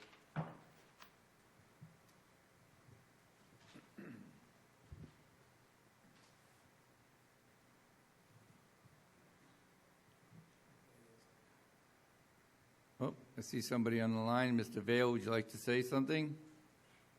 I would. I think everyone here, and certainly including myself, has, the utmost respect for the fishing industry, the aquaculture industry in Plymouth. It's been around for obviously hundreds of years, and I think we all hope it continues. But I think we have to face the reality that Plymouth as a community cannot simply rely on its harbor to just be a fishing and aquaculture community. We absolutely need tourism. And, Mr. Holmes' statements about the fishing families and just how he articulated himself about that, I mean, we all hear that. But on the same side, there's a lot of business owners, there's a lot of restaurant owners, there's a lot of landlords in town that need those tourism dollars, and we have to find ways to share the harbor. The cruise line, I've had multiple discussions or emails with them. Completely stand-up organization, worked extremely well. We met the ship down there, tried to greet them, give them a warm welcome, gifts from the stores in town and coupons and whatnot. We did have a continual stream of people, all 3 visits coming into the store and going into restaurants. I've talked to many business owners in town, many restaurant owners in town that experienced the same thing. We did not see any of them leaving town. As Mr. Brindisi said, they were going to Plymouth, Pentuxet. They were doing self-exploration in the downtown, and I think it was a boom. I mean, the bottom line is, for Plymouth to succeed, in the next 100 years, it has to become a primary destination. People use the 3 Ps, the Portsmouth and Portland and Plymouth, and we need to do a better job becoming those communities. Obviously, we have to respect and embrace and support the fishing and aquaculture community, but we have to find ways of becoming that diverse community that can attract tourism across the board. I mean, I said to, 1 million people, we need to be a town that when someone anywhere on the South Shore says, let's go out tonight, it's not a matter of where we're going to go, it's where we're going to go in Plymouth. And the more we can make that happen, it's better for everyone. And let's face it, we're a seaside community. The more people we have coming in, the more seafood we're going to be selling in town. And I would think that directly impacts the local fishermen. I would certainly hope that there's an initiative in town between the restaurants and the commercial fishermen that we're trying to keep as much of the catch as we can here. The more restaurants we open, the more tourists we get here, the more regional tourism we promote, the better off we're all going to be.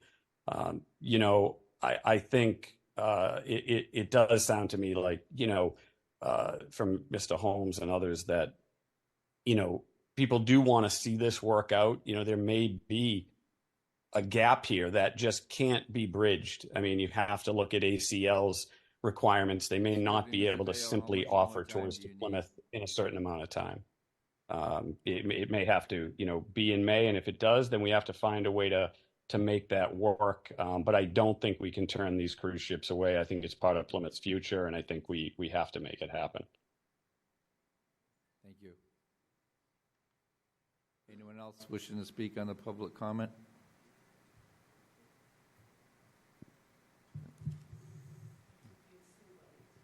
Okay.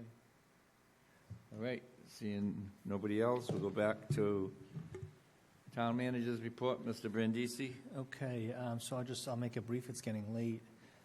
The first thing I did want to bring up, and Mr. Leiden had mentioned it, we were notified over the weekend that the governor is going through 9C cuts. So it's basically, in layman's terms, mid-year cuts. Apparently, the revenues that were projected by the governor's office are falling short by approximately $1 billion.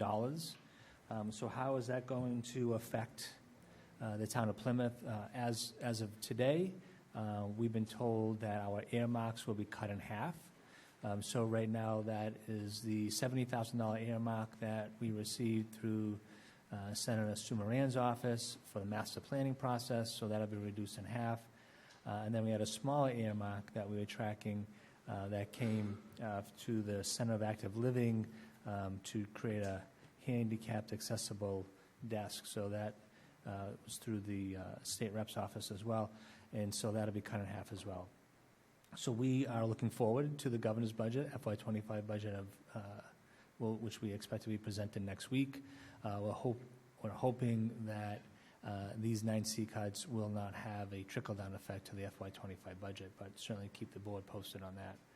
In addition, I just wanted to just make a couple small announcements. So the cabins at Hedges Pond are planned to be demolished in sometime March, with the bids are back, and so we're hoping that those 4 cabins get removed by mid-March in preparation for the summer months. The last day of early voting is tomorrow for the special election for the NIPS ban. So that'll be from 7:30 a.m. to 4 p.m. here at Town Hall. And then the actual voting day is this coming Saturday, 7 a.m. to 7 p.m. And then lastly, I just wanted to mention, I had mentioned it last week, about the AC pipe that was found buried over at Stevens Field. That has been successfully removed, so that project now continues to move forward. And then just so folks are aware, we are expecting a major storm tonight. We are expecting power outages. We had a team meeting this morning with the fire chief, police chief, and other public safety officials who are already preparing for the storm. We know the Parks Department and that crew is already on standby to help remove trees that are down to get power restored as quickly as possible. So we'll keep the board apprised of any challenges we face over the course of the next 12 hours. Thank you. Excuse me. Any questions or comments for Derek? Thank you, Derek. Anyone have anything under new business? Letters? Old business? Motion to adjourn. I would make a motion to adjourn, having concluded our business. Second by Mr. Bletzer. Thank you. Thank you for watching. Have a good week. We'll be on TV next Tuesday.